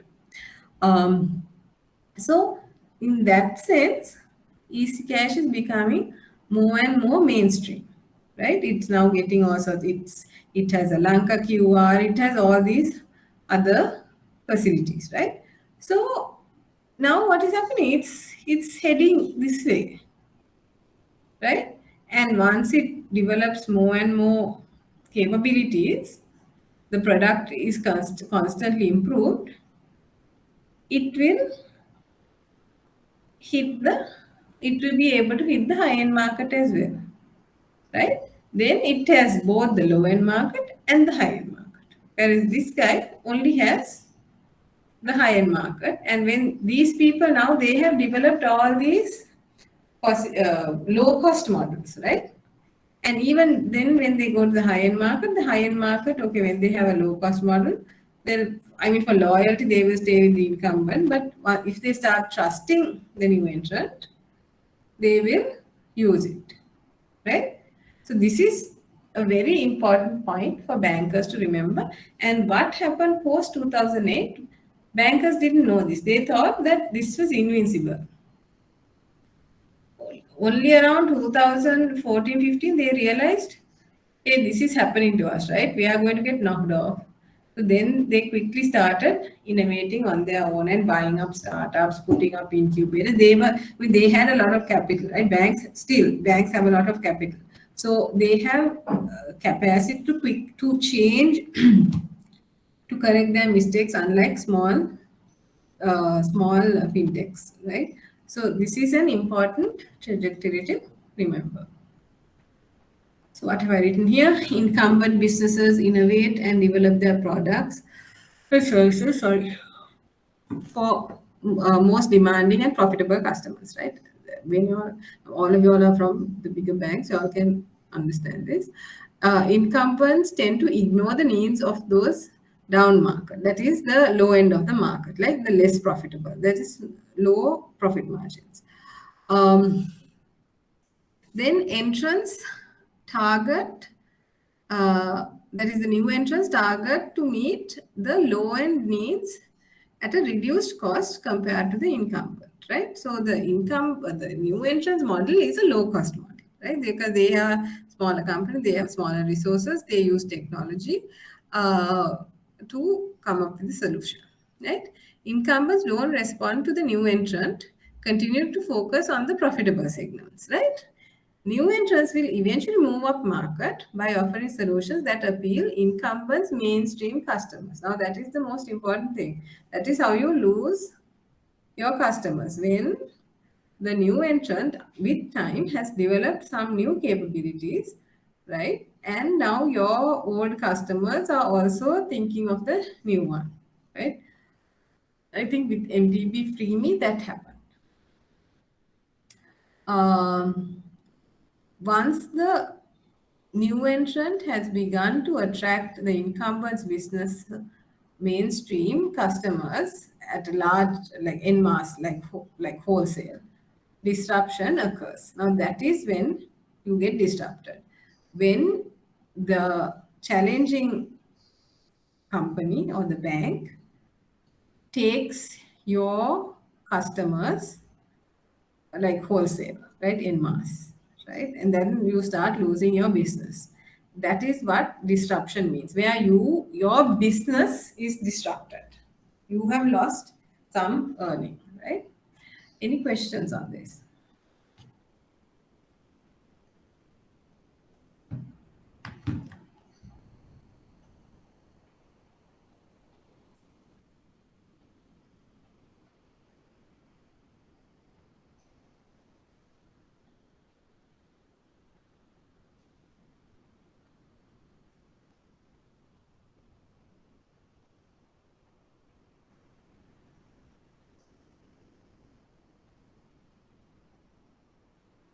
Why do you think banks or incumbents don't like to go to the low end?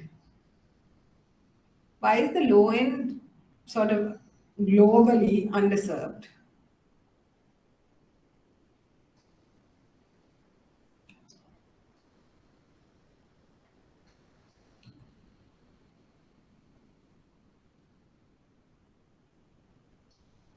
Is there a reason why banks don't like to go to the low end?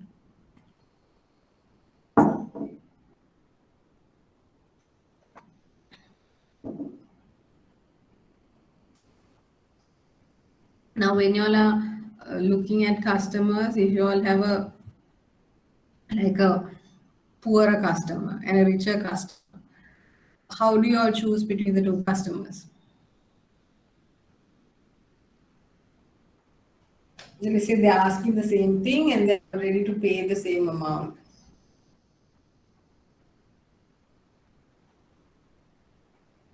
Return on investment is low. Yeah. Serving So, bonds. because if you take a richer customer, it's not only that one service, they will take other services as well. You can sell more services.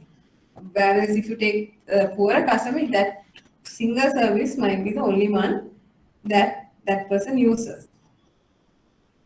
So, but if there are a lot of poor customers, then it makes sense to go in there with a low cost model. Then you are not incurring a lot of cost this way. That's, I mean, one way you can balance the return on investment is to increase your profits or your earnings. And then the other is to lower your costs. So this lot of the fintechs go on the lower end cost model. Right. Let's, shall we take a 10-minute break and come? At not 10 minutes, about 8 minutes, at 3:30.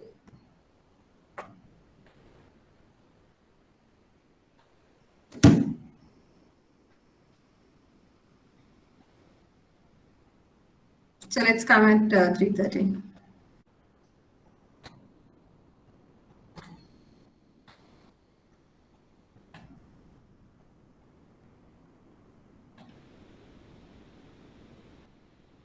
Right. Any questions so far?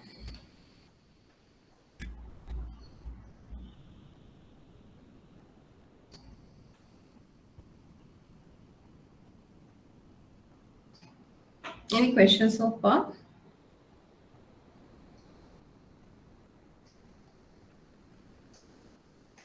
Has anyone returned to the class?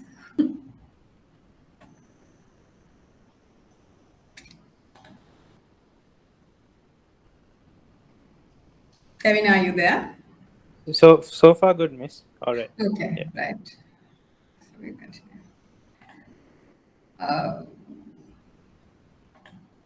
Right.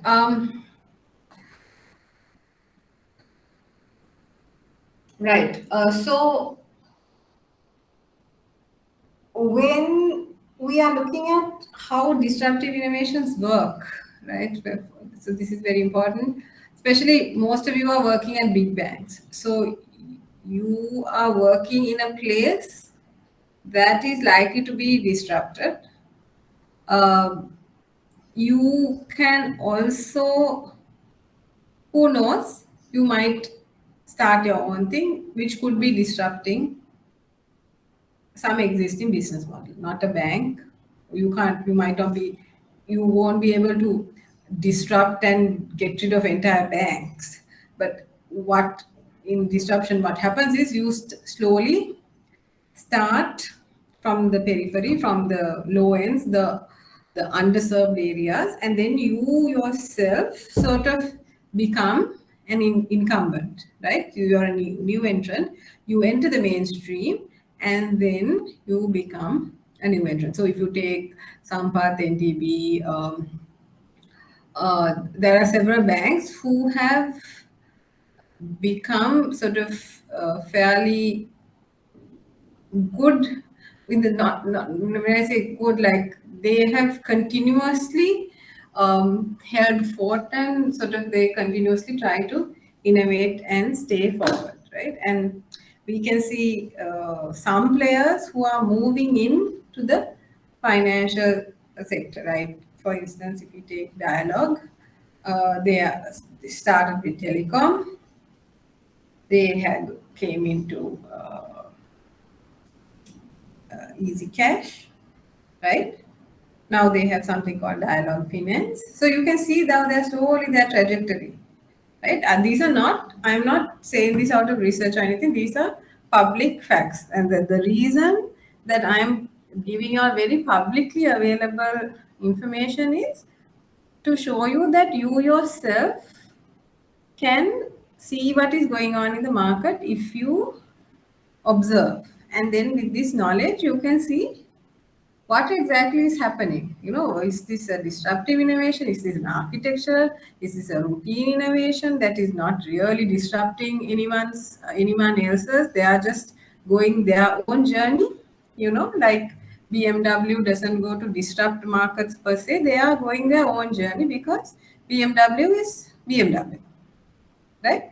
So if you take BMW customers, most likely there are people who have already, if you take present day BMW customers, some of them already they have owned about 3 BMWs before that. They are loyal to their brand, but they keep treating the loyal customers and they keep expanding to get new customers who they keep with loyalty, right? And keep doing um, routine innovations, right? And they don't churn out a lot of models, right? They don't churn out models very frequently, right? But when they do, it's a good model. So their business model is different. So high-end vehicles are all like that because they don't want to flood the market with their vehicles, because a part of the value comes in the exclusivity by it being less. So if there are too many in the market, that it becomes the value diminishes.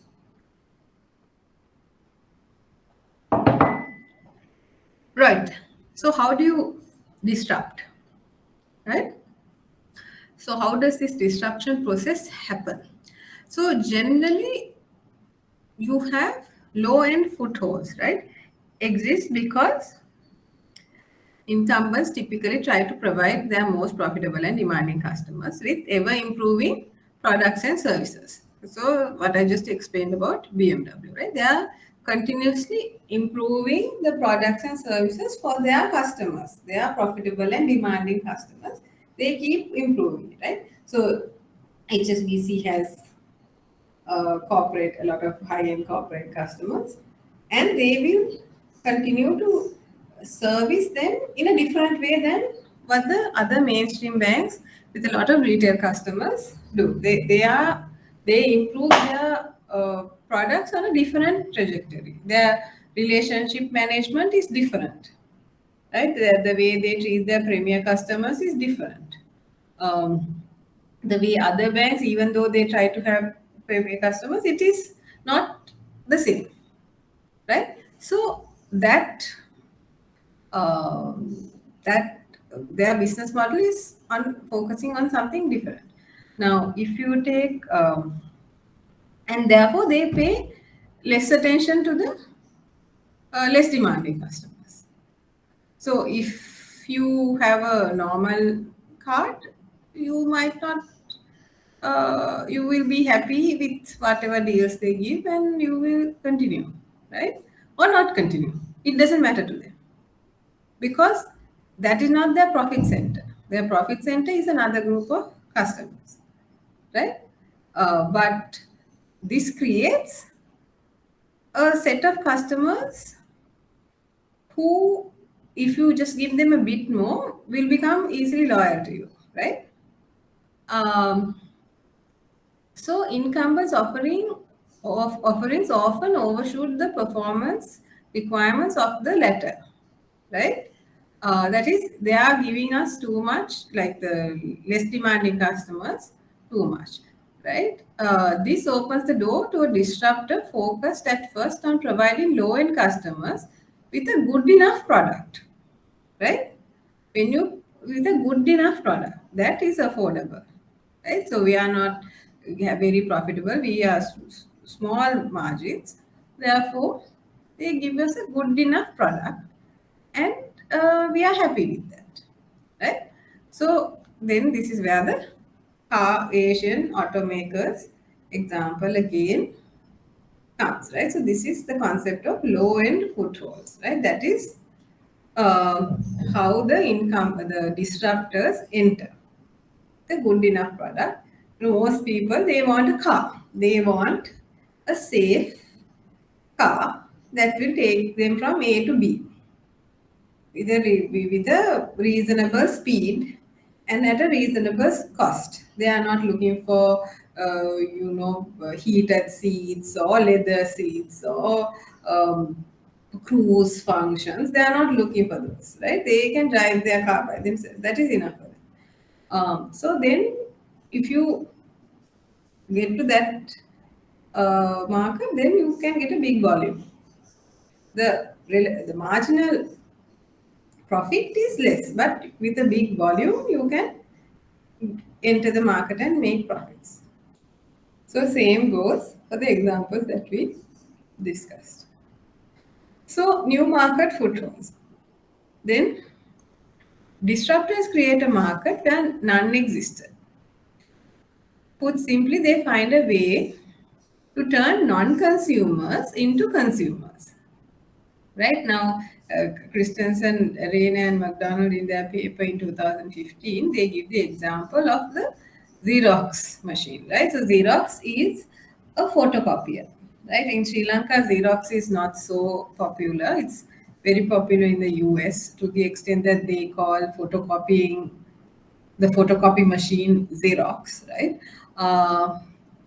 So Xerox, in the early days of photocopy technology, targeted large corporations and charged high prices in order to provide the performance that those customers required. So now most of us are working in big companies, big banks.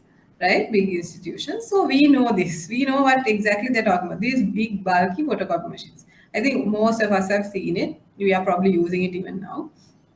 So they are more costlier. They can do high volumes, right? You can do a lot of photocopying.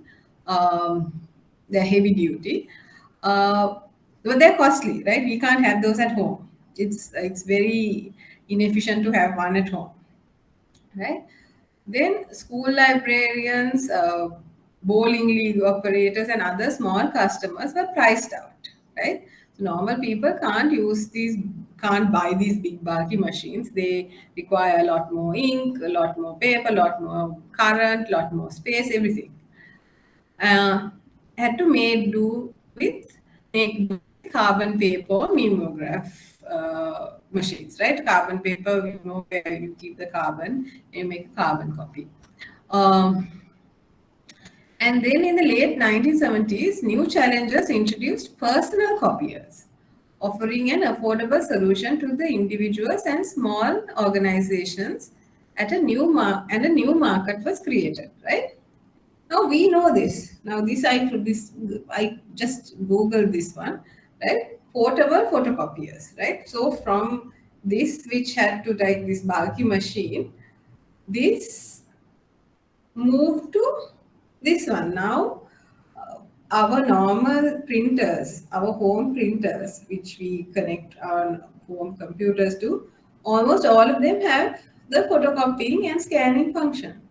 Those days, when we want to get a photocopy, a quick photocopy, we have to go to the shop. But if you have a small printer nowadays, it comes with its own photocopying function. So that market has been disrupted. So we have less, unless we want to, let's say, photocopy something on an A3 or some large amount of photocopying, we don't need to go to the photocopy shop anymore. We can do the photocopying at home. So this is how that market was disrupted, right? And a whole new set of consumers were created. Now I am going to the freebie model, right? So freebie and easy cash, again we can take both. There were non-consumers. These are people who didn't um, really consume digital banking. Because that if you take freebie, they targeted the young crowd first, right? These people, they were just opening bank accounts and things like that.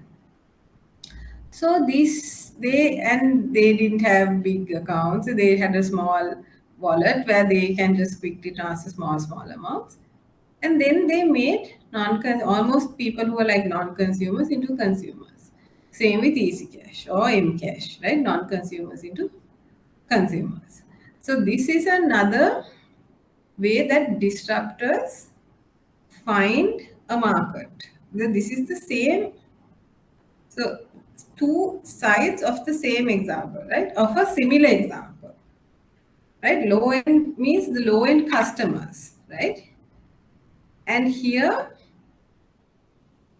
a new market, you create a new market. Now, these people were not demanding a photocopy machine. Now, no home, when we were at home, we never even thought we wanted a photocopy machine at home, right? Photocopying is something you go to the shop and do. But now, when the printer, now with that we know that printers have this photocopying option. When we buy a printer, we always think, okay, does it have the photocopying option? Does it have the scanning option? And now we're thinking, now they have become very basic requirements, just like the phone. Now, when we buy a phone, we all think, okay, does the phone have a camera, right? Those days it was not a requirement. Even when we bought a mobile phone, we were not interested in the camera, because the camera was not an available option. We were interested in the size, right? The smaller the better, like the 3310 or something like that. The smaller the better. But now we are looking for all these other features that we didn't have a need for before. When we were using that camera, then no, we didn't really think, oh, I wish I had a camera. When we were using the mobile phones those days, we didn't think, oh, I wish I could uh, have a camera in my phone. We didn't think like that. When we were using the landlines, I don't know how many people thought, oh, I wish I could carry my phone around. I don't think a lot of people thought of it. The phone was something you sat near it and you made a call. And that was that. You had a phone book, you wrote down the numbers. We didn't have that need, right? But the need, non-consumers are made into consumers. So those are ways how we can create new things, come up with new ideas. You all can come up with new proposals. Where are the markets underserved? Are there underserved customers in this group? What new products can we bring? Is there a customer that who would take something if given but doesn't know that it is available, right? So those are the just give me a sec.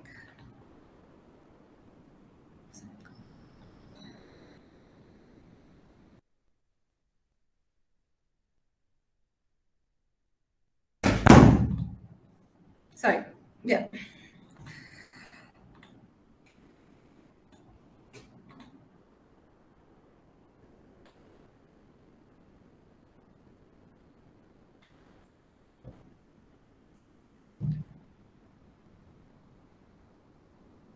So those are the customers. When you are also looking at now, so many technologies are coming up, so many little services are coming up.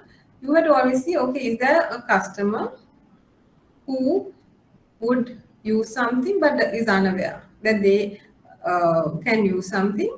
Then can we change the product that we have to fit these customers?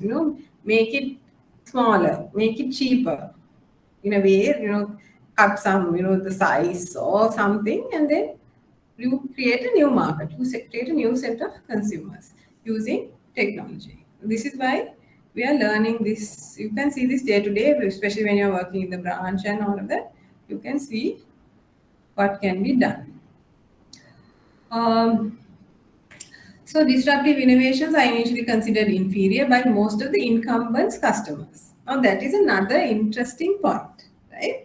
The incumbents' customers. So the more sort of senior or the older customers, or the customers who, like for instance, I'm going to take this BMW example again. So people who use BMWs or Mercedes Benz, or they will initially, or the older cars. Now even if you take Toyota is now also now an incumbent, right?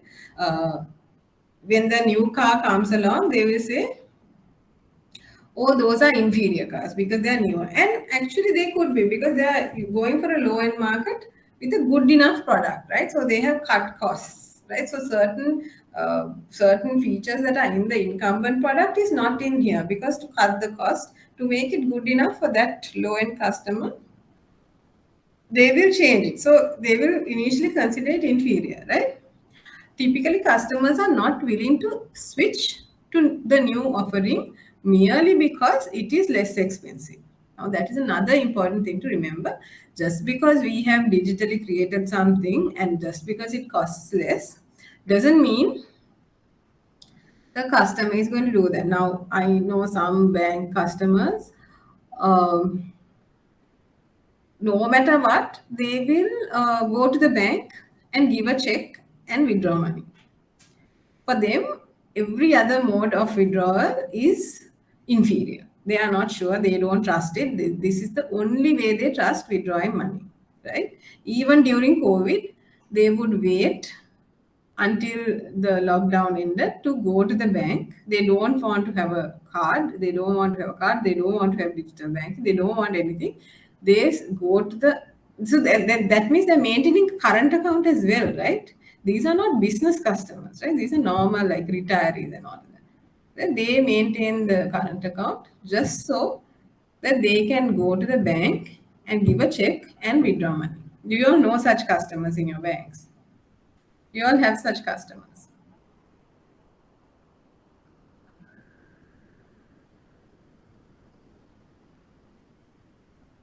So these are those customers. So whatever disruptive innovation is coming, for them, that is inferior, right? Instead, they will wait until its quality rises enough to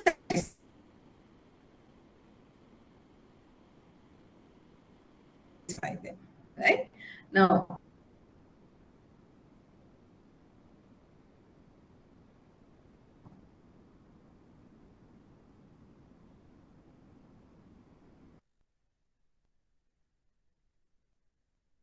banks also made it easier to open the online banking facilities. Those days you have to go and give the mandate to the bank, and it was a big thing. But with COVID, I think almost under a year into COVID, the bank started calling up customers and saying, "Hey, can you get your online banking sorted?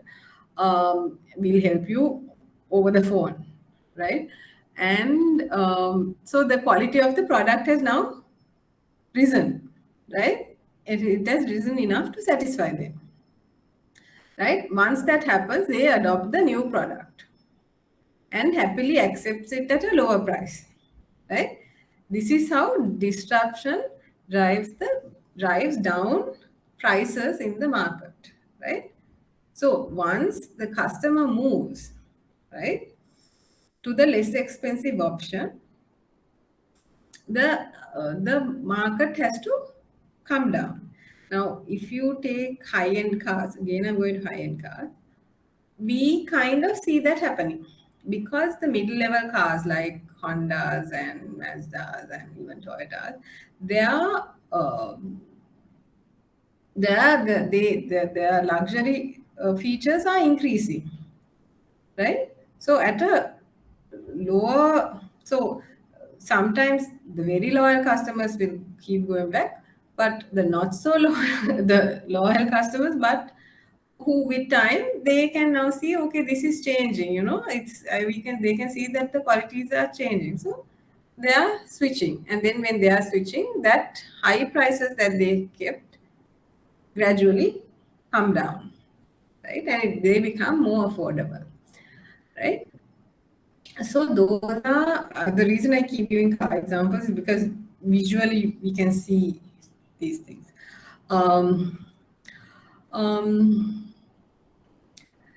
So that is how disruptive innovations work. And in your banks also, you can see this movement. You can see it between your banks, right? You can see between, how you lose customers. Cards which are very competitive, right? Credit cards, really competitive. People have about 3-4 cards now. People who get credit cards have a lot of credit cards, and they are always looking at which card has more offers. Right now, some cards they have waived off annual fees also. Right, they are cutting down costs.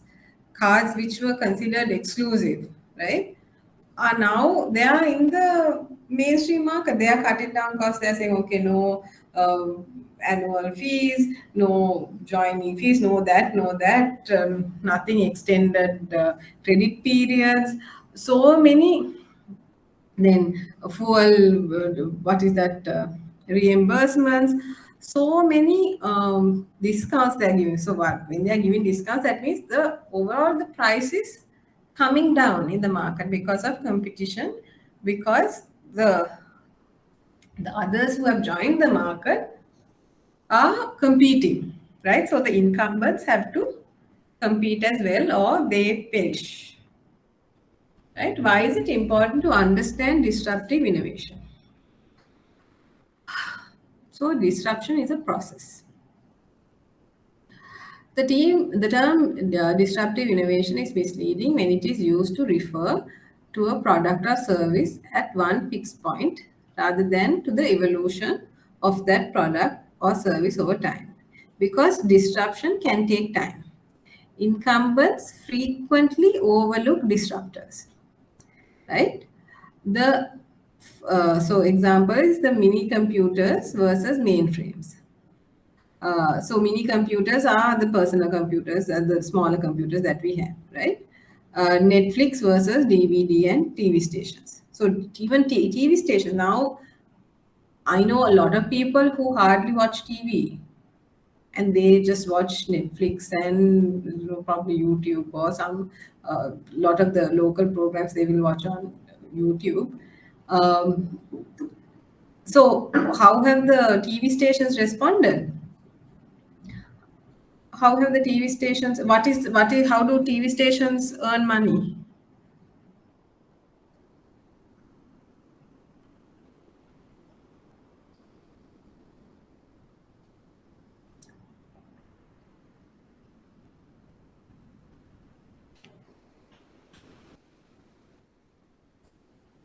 How do TV stations earn money?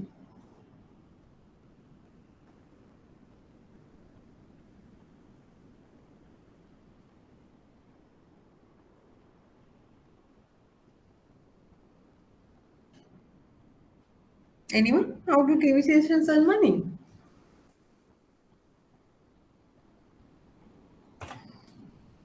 Advertisement. Things like advertisement. Yeah, so advertisements. So now what? How are they responding with the new change in how people watch TV programs? Now I said they are watching TV programs on YouTube. How have they changed the TV stations?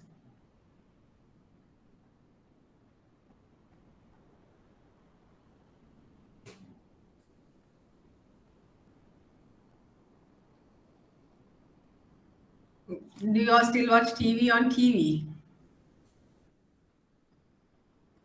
How have they changed?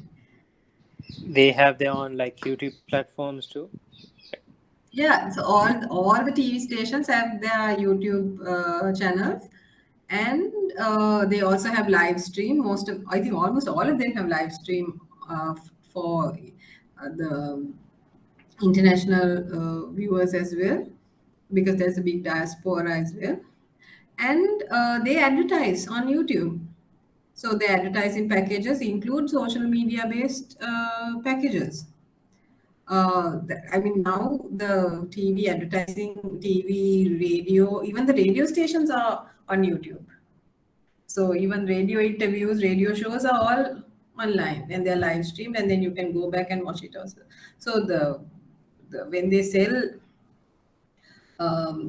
advertisement at time, they sell it including social media. So they have adapted.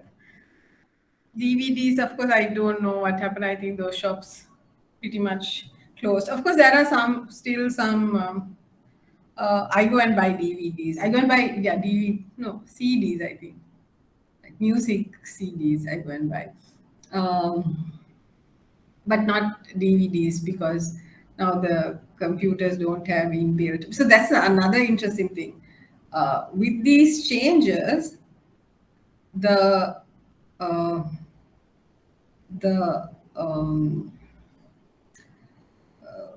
everything is connected, so the computers, no, the laptops no longer have DVD readers, right? The newer laptops don't have it. You have to buy if you want to watch a DVD. You have to have a separate what do you call it, a plug-in or whatever. So I have one of those to watch the DVDs to whenever I feel like watching DVDs. But it's a hassle. It's a hassle. So this is how the entire everything is changing, right? So the now no longer we have video VCR, what video something recorder, and so we change with times, and some completely disappear. Right now, that is happening to some payment systems as well. Right, things like slips, checks. Right, they are getting disrupted gradually. They are not immediately. They are still there, but gradually we can see that the rate of growth is declining. Right, and that is because they are getting disrupted by the other technological based digital payments. So disruptors often build business models that are very different from those of the incumbents, right? So smartphones and laptops and PCs. iPhones appeared to disrupt other mobile phones initially, but it was a sustaining innovation. So iPhone actually disrupted all internet connected devices from the fringes, right? So even the laptop, now you can have all the Microsoft Office applications on your phone, right? Any smartphone. You can take all your meetings on your phone. You can watch movies on your phone. The phones have the full um, keyboard, so you can type a lot. We type quite a lot now, right? We probably type more on our phones than we type on our computers. We did not expect that. Despite the laptop having so for work purposes or some specific purposes, we will use the laptop for personal communications. A lot of the writing, people use the phone, right? So when we are typing a lot on the phone, so it's disrupting almost all internet connected devices, because now even security cameras, right? You install the security camera and then from your phone you can watch it. Those days you need to install some TV somewhere to see what's going on, but now you can watch it from your phone and it's on the cloud, right? So even things like that, to that extent, it has changed. Now there was so there are phones with that can capture your heartbeat, right? The modern phones for exercising. Now some people wear the Fitbit, but the phones have almost a similar functionality. So even for like health reasons, for health purposes also, we can use our phones. So it has really sort of, so that interoperable, right? That flexible technology, because everything is digital now, you can keep innovating and disrupt a lot of sectors, right? Far reaching. And that is the idea we should, so the common mode is this digital technology, right? And how you can bring in all sorts of services. Now, if you look at the current bank apps, you can see that the banks are doing that, right?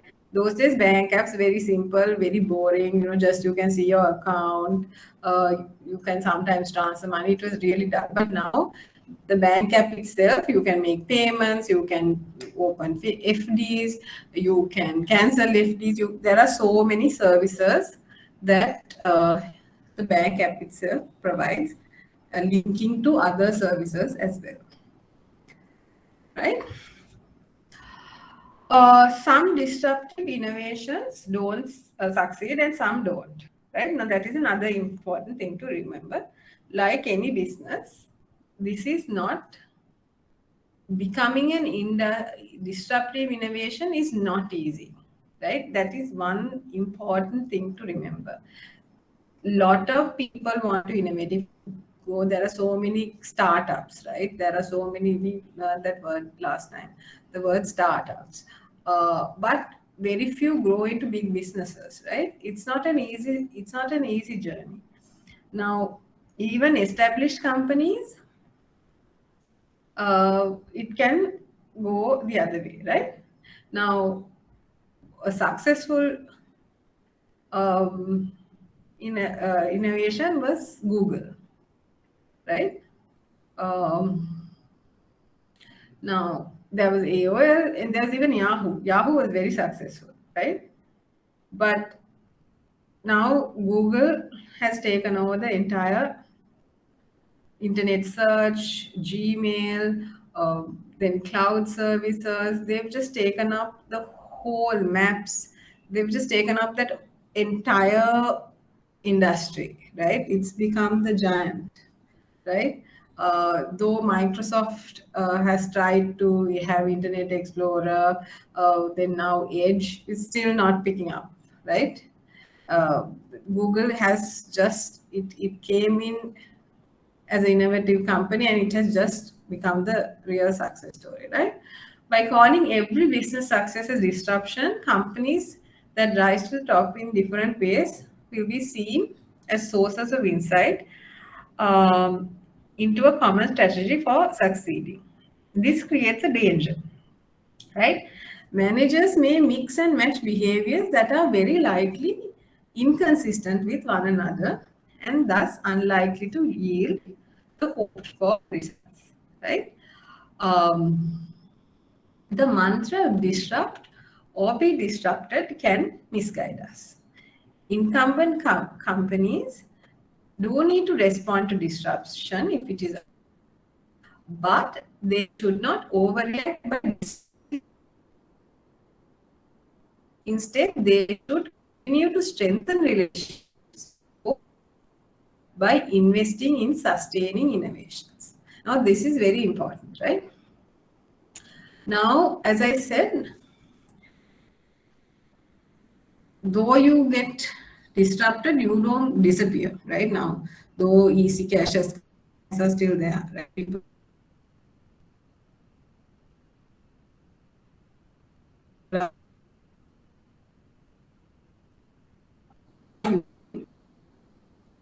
market is also probably moving into banks as they become richer or more able.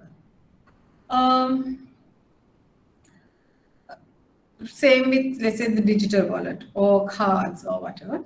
If you have an existing business that works, you shouldn't get frightened and say, oh, we are getting disrupted, we need to run. No, you need to see what fringes are getting disrupted and address those, but you must keep your core business stable and continue to innovate, like the BMW example. You continue to come up with new models and new technologies, right? And strengthening your core customers. You must not let go and suddenly start making a Toyota, saying, oh, look, the market wants something like a Toyota. We're going to ditch what we are doing. We are going to start building cars like Toyotas. No. You continue what you're doing and have sustained innovations, because otherwise you can unnecessarily get worried and lose sight. Now, sometimes that happens with digital innovations because digital innovations are so shiny and they look so cool. Banks can put more focus on those and forget the bread and butter customers. And then what happens? The bread and butter customers who didn't ask for anything, who just wanted the normal routine service, could feel neglected and leave, right? So you must not do that. You must keep giving those bread and butter customers some added value as they go along. Is that clear? So this is basically the reason that when we are going into the digitalization process, we need to be very careful. We need to be very careful because these are new things that are happening, right? Eventually, everyone will be in the digital era, right? Everyone will join it. But as we go, we must gradually go, especially if we are incumbents. And also, if we are here we are. Incumbents must not be afraid of new entrants, but pay attention. Not all new entrants are successful, right? So in Christensen's initial study, only 6% were successful. However, they did disrupt markets, right? Incumbents may knowingly or unknowingly go into low-end markets. Thus, understanding disruptive innovation is still growing, right?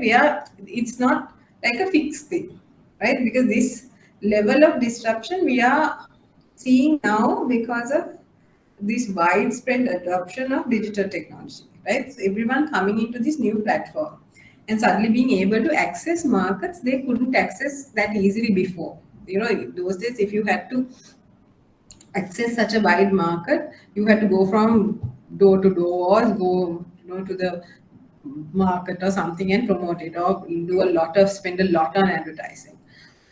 Now you install it put it on the app store, and then you do some digital marketing, and then you get people to recommend it, right? You get people to like it and all of that, and then it automatically comes on top of the App Store as well.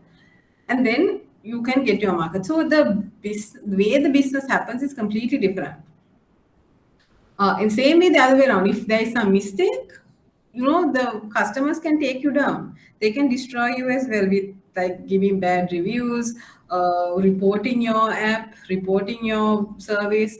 So it goes both ways. So it's a very dicey area, but we need to learn how to handle this market as we go forward, right?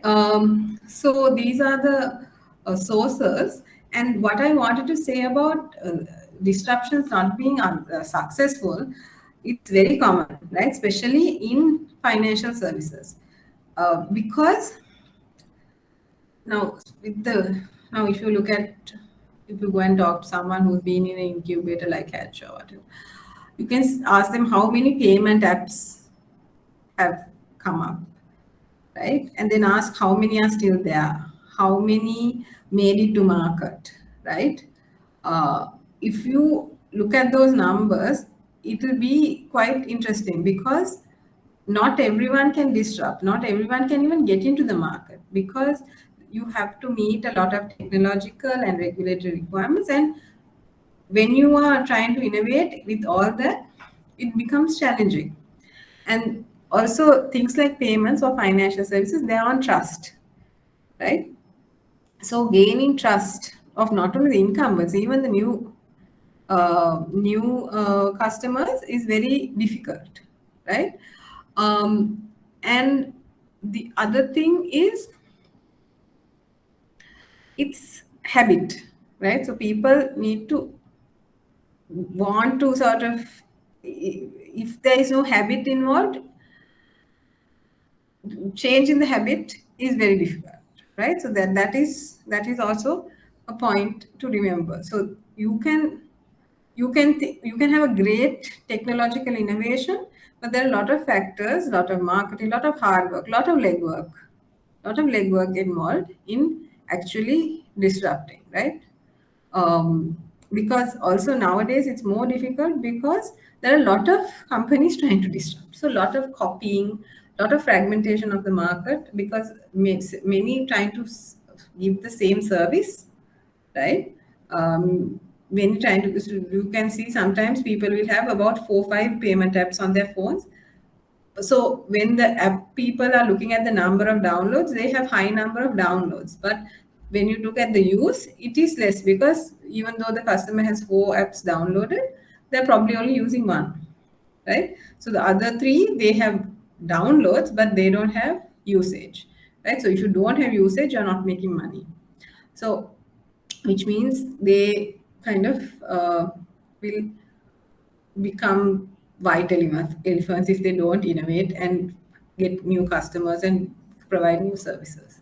So those are just things to remember when we are innovating and trying to disrupt. Uh, any questions so far?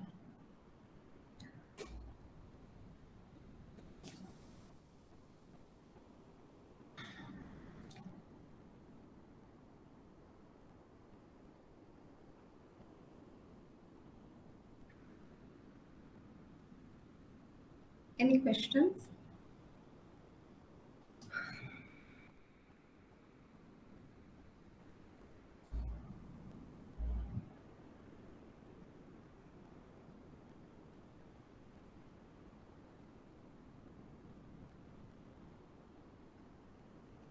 No questions. Right.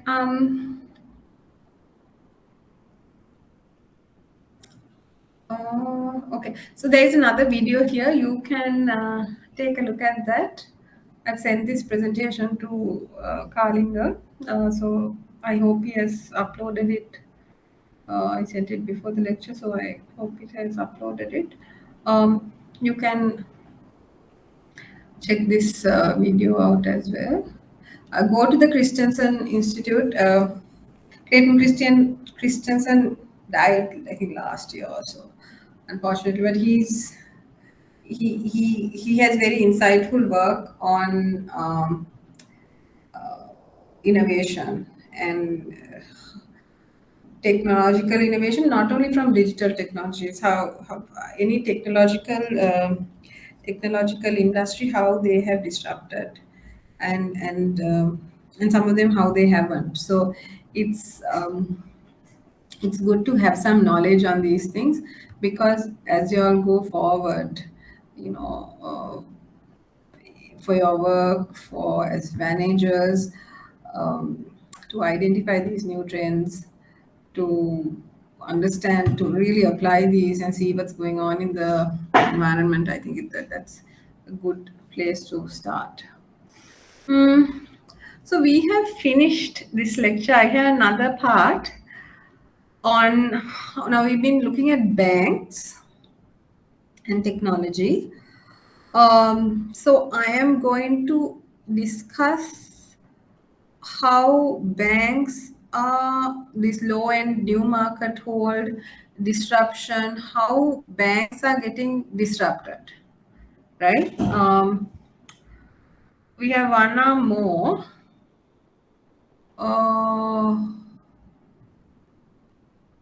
We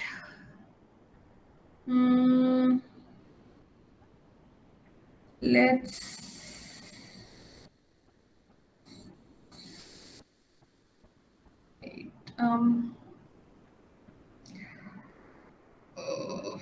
just wondering, are y'all okay to go for another one, huh?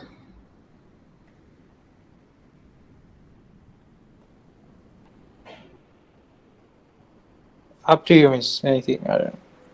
Okay, just the two of you, so we can yeah, so let's just start in about 5 minutes. So I will do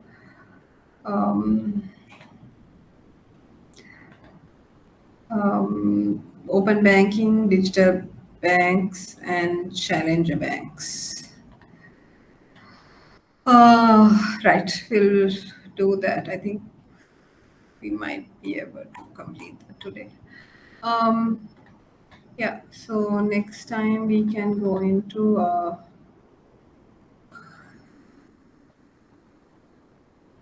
things like artificial intelligence and blockchain and all that. Right.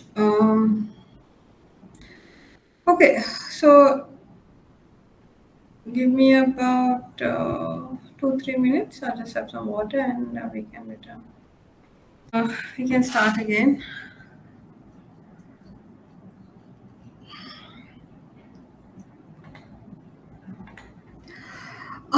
So this is how we can see how fintech is getting reflected in banking, right? So I'm following up with this because we used sort of a business level theory. So it's good for us to go again from business level to more operational sort of product level. So how is technology disrupting banking? How is banking changing? How is this affected by payments, right? How is payments affected by this? How has payments affected the disruption of banks, right?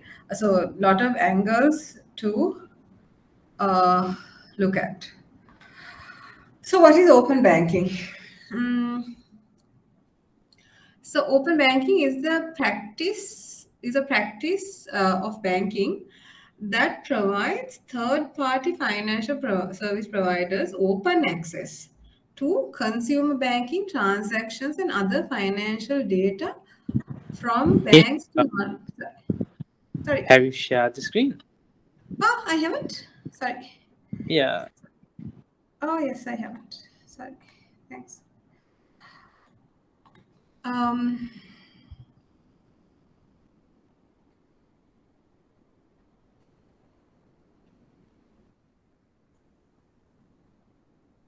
Right. So open banking, have you heard of the term open banking?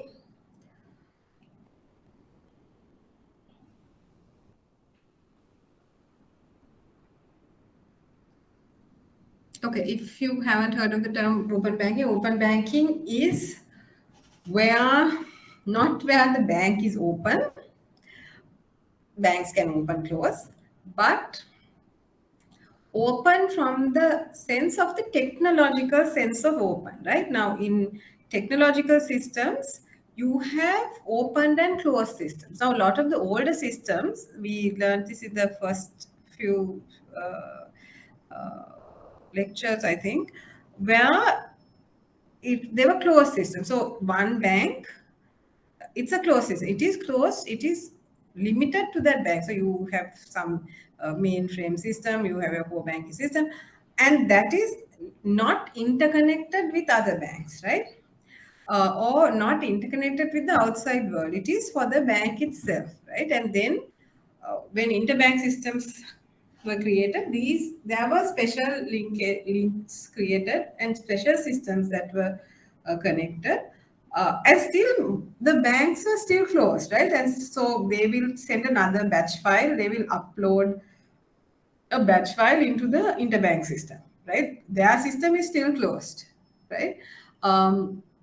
But now with technology, with new architecture, technological architecture, we have something called APIs, application programming interfaces. That means with those interfaces, two systems can connect. If they meet the requirements, the standards required, then they can connect, right? So this is commonly used. APIs are used in even internally, even banks internally.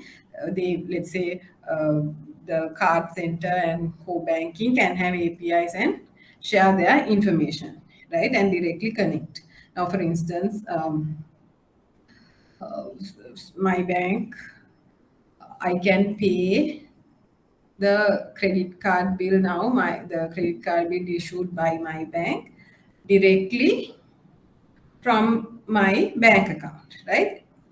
Previously, there were some steps involved where I had to type in my bank account number and then transfer that money into my credit card, right? It was it's sort of like a several step process. Now, the bank, I don't know whether it's connected through APIs or not, but it looks like there is some technological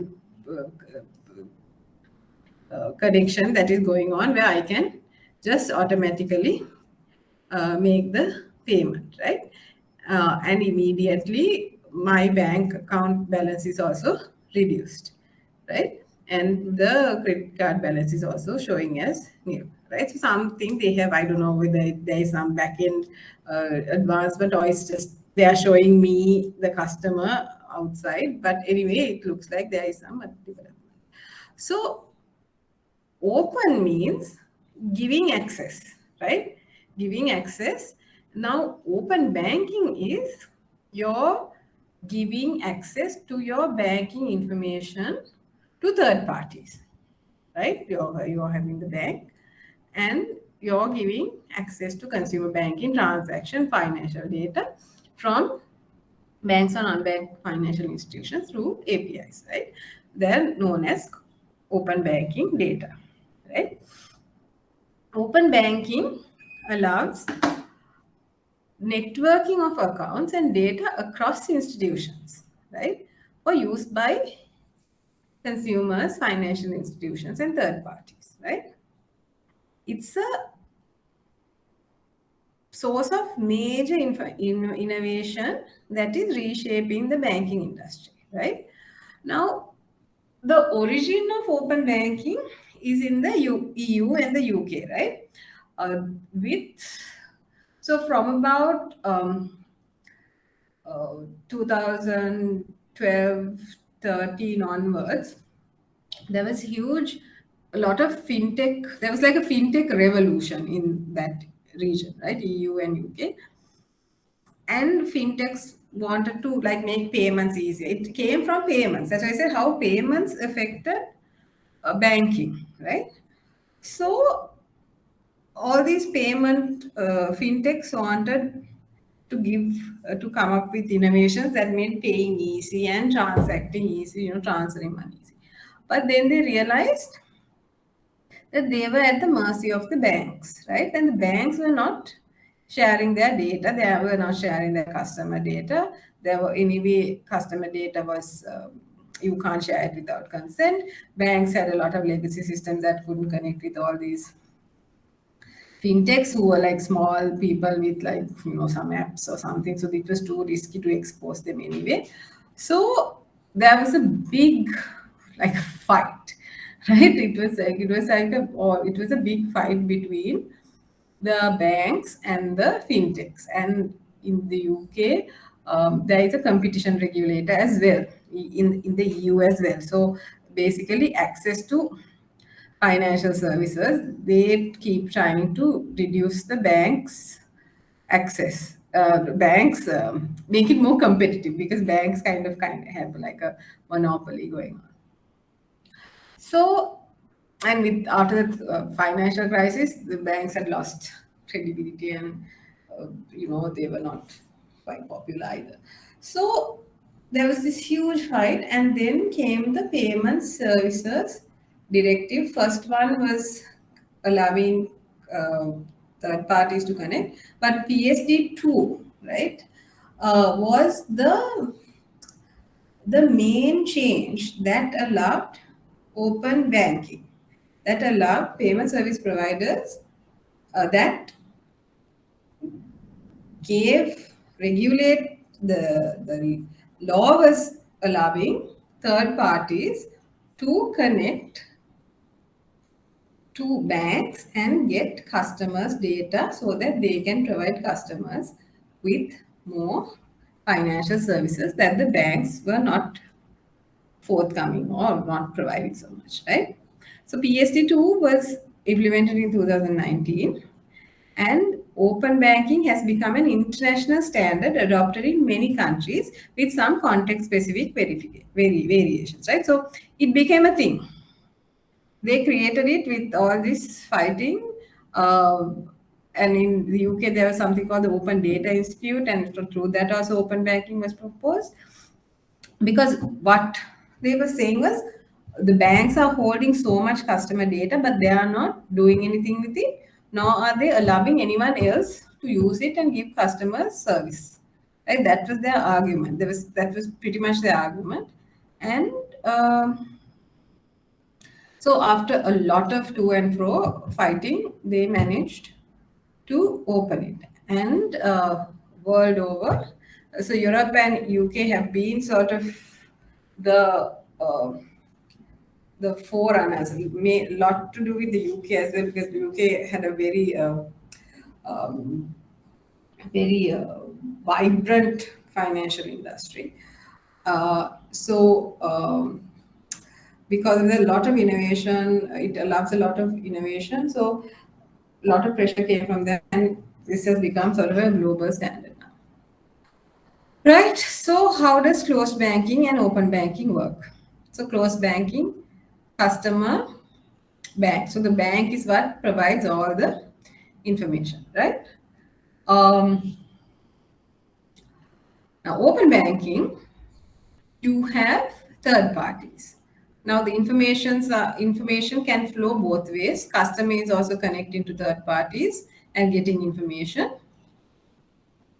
Now, for instance, things like price comparison websites. Now, customer can get, third party can get, let's say, FD rates from the bank, right, and put it here.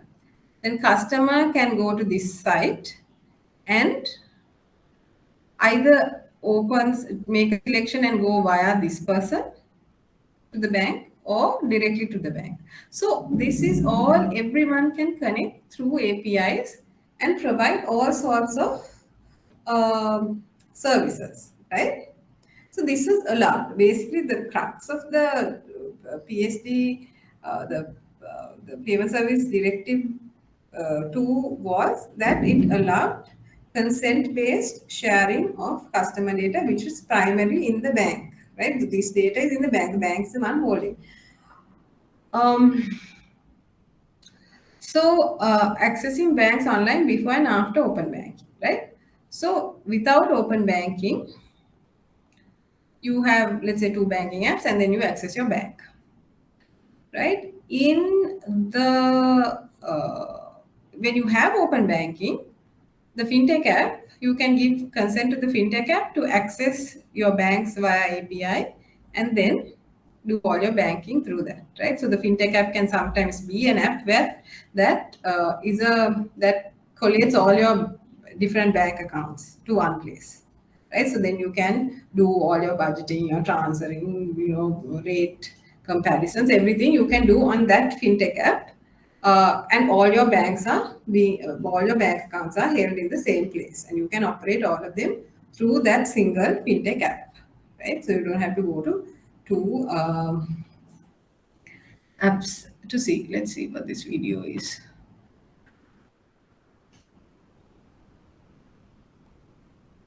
If you want to sell online, make sure you stand out. Go to Wix. In 2016, the Competition and Markets Authority published a report about banking. It found that older, established banks didn't have to compete hard enough for customers.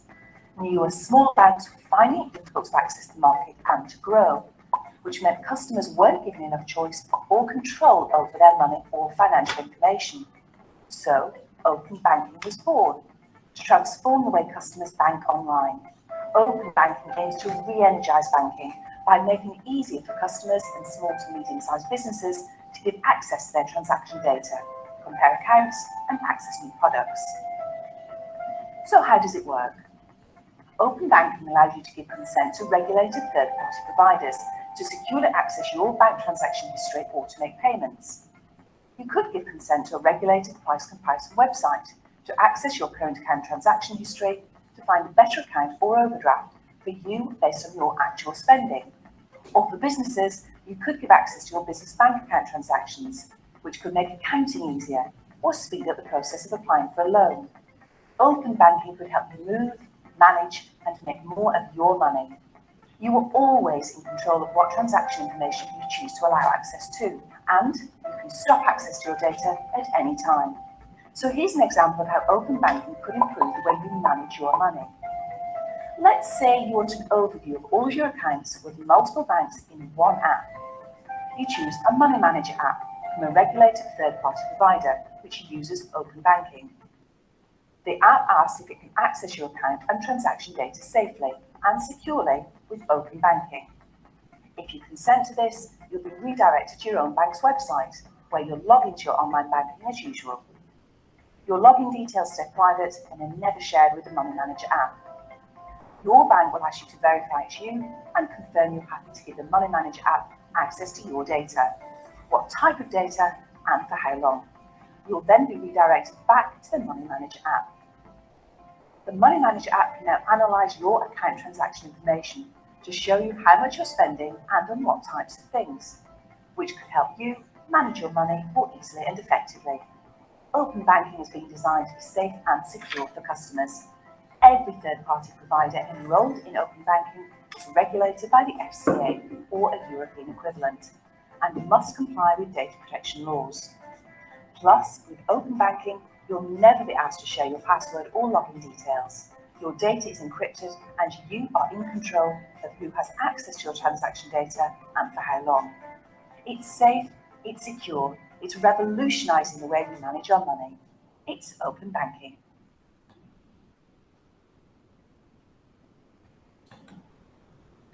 So you can, I think you saw how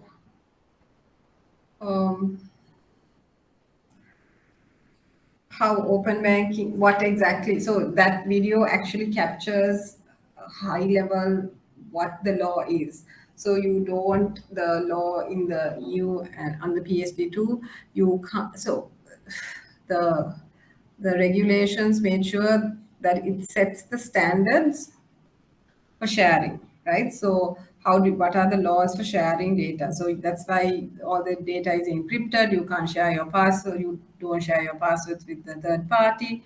You can choose what sort of services you give consent to, and then you still have to log into your bank. So all those safeguards are there to make it more reliable and trustworthy, right? So what type of data is open, right? So this is from the Open Data Institute.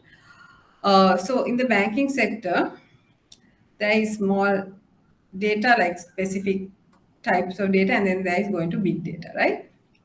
Then personal, commercial, and government data. So government data is like large volumes of data, right? So personal data is small data, right?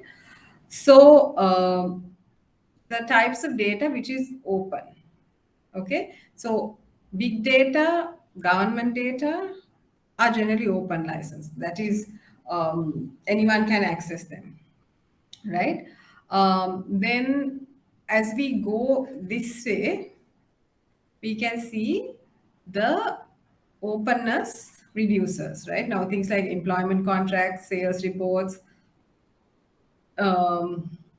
then personal transaction history, they are more towards the closed side, right? So they, if you're getting access, you have to get very specific access only, right? So public access is their license that limits the use, right?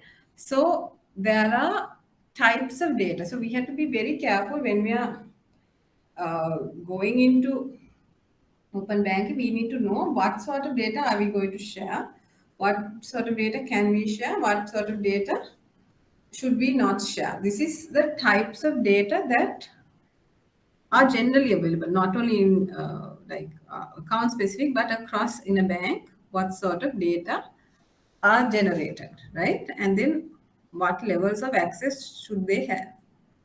So that is important because we are in a data driven world. So we have to be aware of what exactly is data and how it, what qualities do they have, what value do they have, because data is like gold now. It's very valuable. So we have to be very careful about how we use the data and what we release.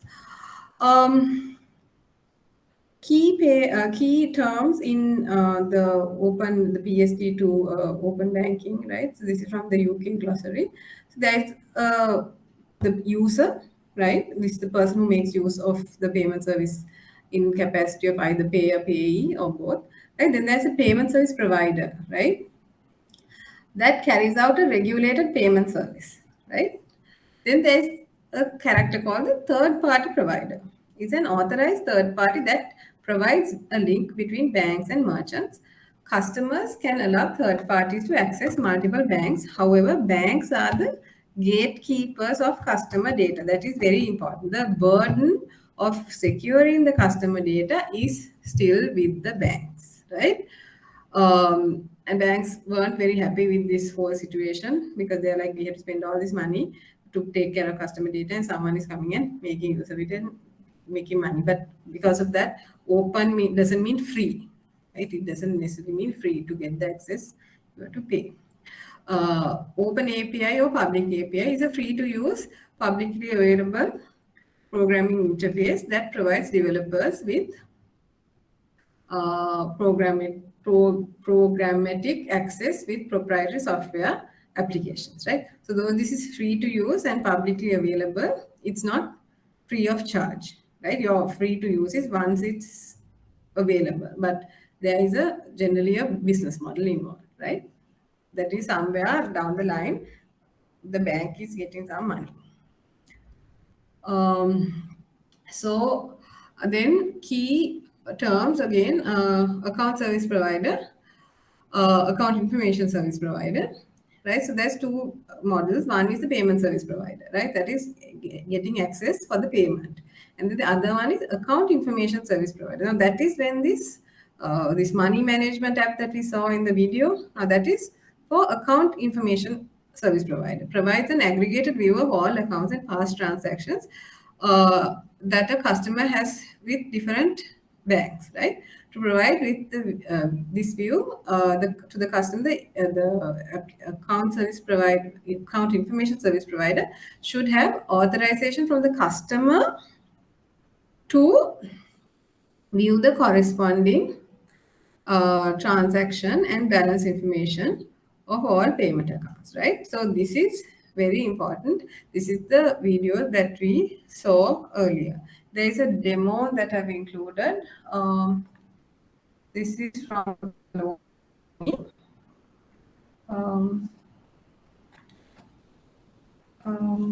so you can go through this demo, right, and see how this works, right? So you can think you can, what can you do at bank, right? So you can see how this works. This is how a system based on account information service provider works, right? So you can play around with this demo. So PISP is the payment initiation service provider, right? That is also under the open banking regulations, right? PSD2 provides an online service to initiate a payment order at the request of the bank customer, right? With respect to a payment account held with another payment service provider, right? So you want to provide this facility, the payment initiation service provider should be authorized by the customer to proceed with the payment. The initiation service providers are responsible for the transaction flow starting from the moment the customer inputs payment details to the moment the funds appear in the merchant's bank account. So you're sort of the payment service provider, that kind of like what we saw in the IPG, example for the card fintech diagram that we saw, right? So you're authorizing to pull money from another bank account and pay a merchant. You're authorizing the third party payment initiation service provider, right? So it's initiating the payment. So risks, of course, everything has risks. So there is loss or theft of personal data. That's why there's so many rules on data protection and encryption. Your data protection rights could be violated. There could be money laundering, terrorist financing, fraudulent transactions. Of course, to mitigate this, we have increased cyber security, customer awareness, and AML CFT procedures, right? So all these things have to be embedded into the system to make sure that these risks are mitigated.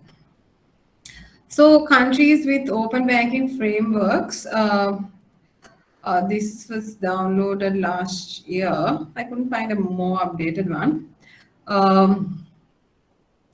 So you can go through this. So this is 2018, 2019. PSD took a long time, right?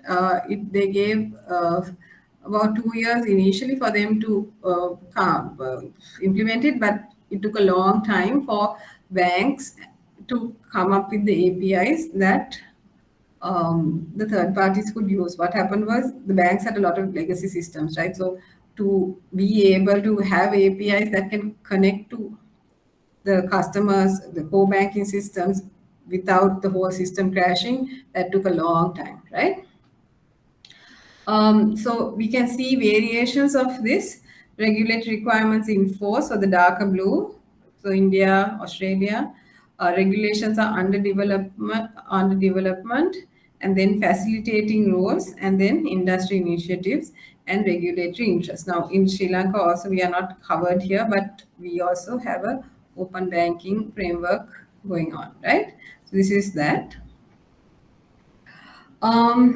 So we started developing an open banking framework not last year, year before, and we've completed the like one part of it, and then we are on the second part of it, and banks. That committee comprised of banks and IT companies, people who were relevant to the area, right? And we called for the public to give their ideas on what they think Sri Lanka needs for its open banking framework. So the effect on banks, banks will need to choose between defending their ownership of the interface and playing a different role in the banking ecosystem. This may entail a shift from the current net interest margin model to one of fees-based or profit sharing. Banks need to develop good business models to respond to these changes in the environment by harnessing the potential of third party providers. This is really important. The bank needs to change its mindset. It must not to thrive in a open digital environment. You need to have a you need to be open. You need to have the right amount of uh, resistance and the right amount of openness. It's kind of like the Apple App Store.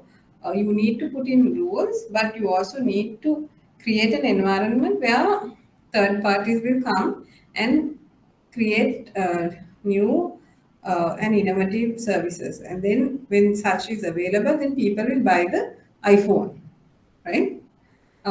So same way. So if your bank is knows how to securely connect with these third parties and harness their potential, their innovative potential, then people will want to connect to your bank more. But if your bank is still doing really sort of they're fully closed and they're not allowing anything, then people might not want to, they people might leave your bank. Or sometimes banks we see now when we look at this budget managing function, we can see that almost all the mobile apps by banks in Sri Lanka, they have this function.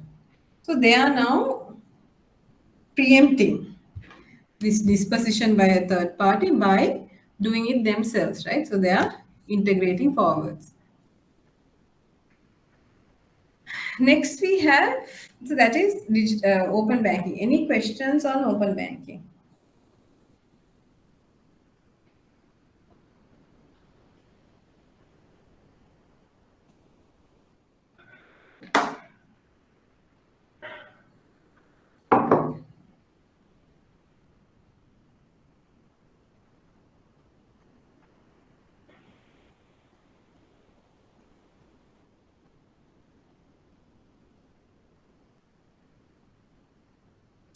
Right. So open banking, remember, is the normal bank, but you're allowing third parties to connect through APIs, right? So then another way that technology is affecting banking is digital banks, right? These banks are not now under the current banking law, banking act, you have to have a physical presence, right? But that is kind of universally banks have a physical presence so that the supervisors can go and look at the books and all that. But now there are banks that are fully digital. Right, again, these rose in UK and EU. And they are also kind of, some are kind of hybrid as well. Um, so we must, sorry, this is not digital banking, it's digital banks must be distinguished from the internet banking, right? In Sri Lanka, we we have digital banking.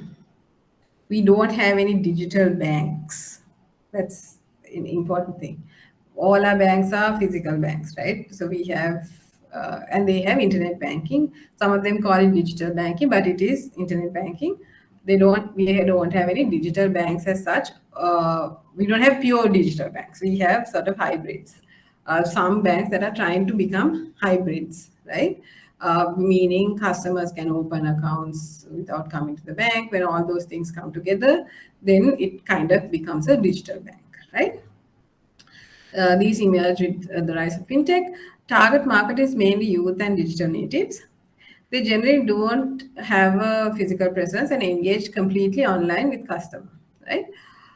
Digital banks have licensing that will vary depending on the country. However, digital banks are licensed as financial institutions, right?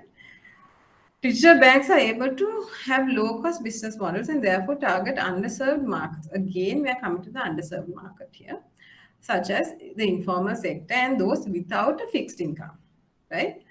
Most digital banks connect to customers through mobile apps. Digital banks are also referred to as neobanks and challenger banks in some countries, because they are banks that are trying to disrupt the incumbent business model, right? They are coming from the periphery. You can see they are going low cost models to the underserved markets, right? For those without fixed incomes, informal sectors, those that find it difficult to get loans. So they're targeting a underserved market, and they can do it because their cost model is they have a very low cost business model because they don't have a physical branch to maintain. There is a video here, you can take a look. Digital banks, challenger banks versus traditional banks, right? Digital banks aim to provide convenience to the customer through mobile app-based banking services. Many digital banks are currently operating in the world combine features of payment apps and internet banking with added services such as budgeting and accounting. So you can see that these are the very fine lines, right? Very fine lines. The moment you take the physical branch out of the picture, payment apps, digital banking apps, fintech apps, they start kind of this hazy sort of mishmash, right? Further, due to different market segments of traditional banks, these banks enable customization of loan facilities, fees based on customer capacity, right? So these are their business models. So they kind of have like a pay-as-you-go model for loans. You can, like if you're in the informal sector or you don't have a fixed income, then it's difficult for you to pay the same loan installment every month. So but if your if your earnings are coming every day to the app, then the bank can see how much you earned. So the bank can adjust your loan installment accordingly, right? So if you're having a good month, you can take a bit more. If you're having a bad month, you can take a bit less, right? So those sort of flexibilities can be afforded when everything is integrated. Overall, digital banks are there to provide more flexibility and control at lower cost to the customer, right? So the bank, the traditional banking, if you don't pay, then you get charged more, or then you default and then you lose your collateral. And there's a whole group of people, that model is not helpful at all, right? So people stay out of the formal financial sector because they can't serve the needs of the customer, right? So when the customer is in trouble, they don't help the customer. When the customer can't pay so much or whatever, it's a bad deal. So this is why these new models are turning up. So these are things for big banks also to think about. So there are a lot of challenger banks emerging across the world, right? So a lot in UK, and many of them are quite successful. If you go to Starling Bank, Monzo, Clear Bank, it's for clearing. They're very, very successful. Starling Bank story is a very good story. Atom again is quite good. Revolut is a payment app. Started as a remittance transfer app, but it has evolved into a bank, right? So read about these. It's very interesting to see how things have changed in the world, right? So, for instance, when you join Monzo, so Monzo emailed the payment cards to all their customers and to whoever joined the app, not email, sorry, posted. And yeah, so Monzo customers are quite happy, and it's most of the younger crowd that are customers of these banks. And most of them, if you go and read about these banks, you will find that there are ex-bankers. Ex-bankers are involved in this because you have to know banking. Otherwise, you can't do digital banks. You have to know Fido, again, quite successful in Germany, and it's passported across Europe. So there are a lot of good innovations happening. So challenger banks in many countries have raised large amounts of equity financing because of the demand, right? So in Brazil, this new bank has got most of the money, right? So licensing, so Singapore released licensing for digital banks. So there are two types of wholesale, and I think I can't remember what DFB is. Let me see. So anyway, so these are the requirements, and provides clear proposition and incorporating the innovative use of technology to serve customer needs and reach underserved segments of the Singapore market. So that is part of the eligibility criteria. So when you're getting a license, you can't just say, look here, I have developed this app, so I can please give me a license. No, you have to have a business case, right? And you still need to be able to meet the minimum paid up capital requirement at the onset and minimum capital funds requirement on an ongoing basis. Basically, it is governed like a bank, right? So they must have an exit model and all of that ready. You can't just come onto this.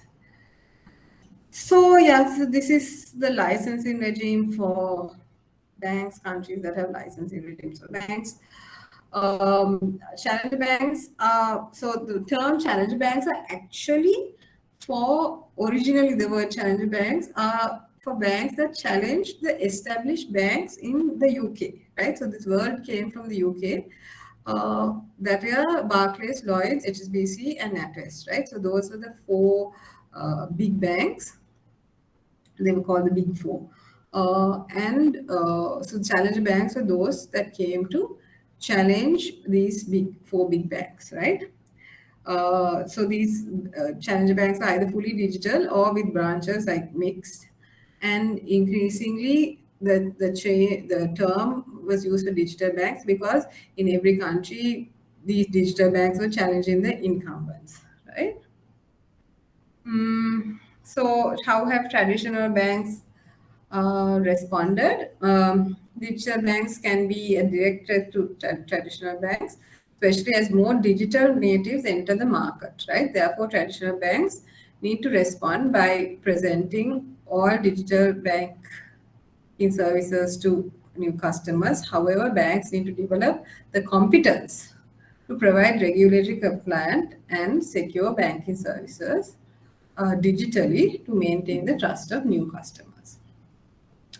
So that's why I said, in Sri Lanka, we can see that most of our banking apps are like digital banking apps. Now you can do almost everything online. So that is a response. So before the market gets infiltrated by challenger banks, the existing banks themselves are adapting to the changes in the environment.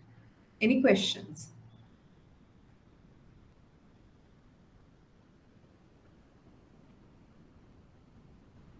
Right. If there are no questions, I went a little faster on this one because I just bit tired and wanted to finish it also. But it's also pretty straightforward. That's why I didn't spend a lot of time, except for open banking. So I hope you understood that one. Are there any questions before we close up?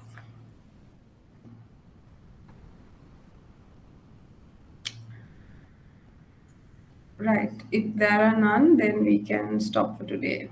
Thank you very much.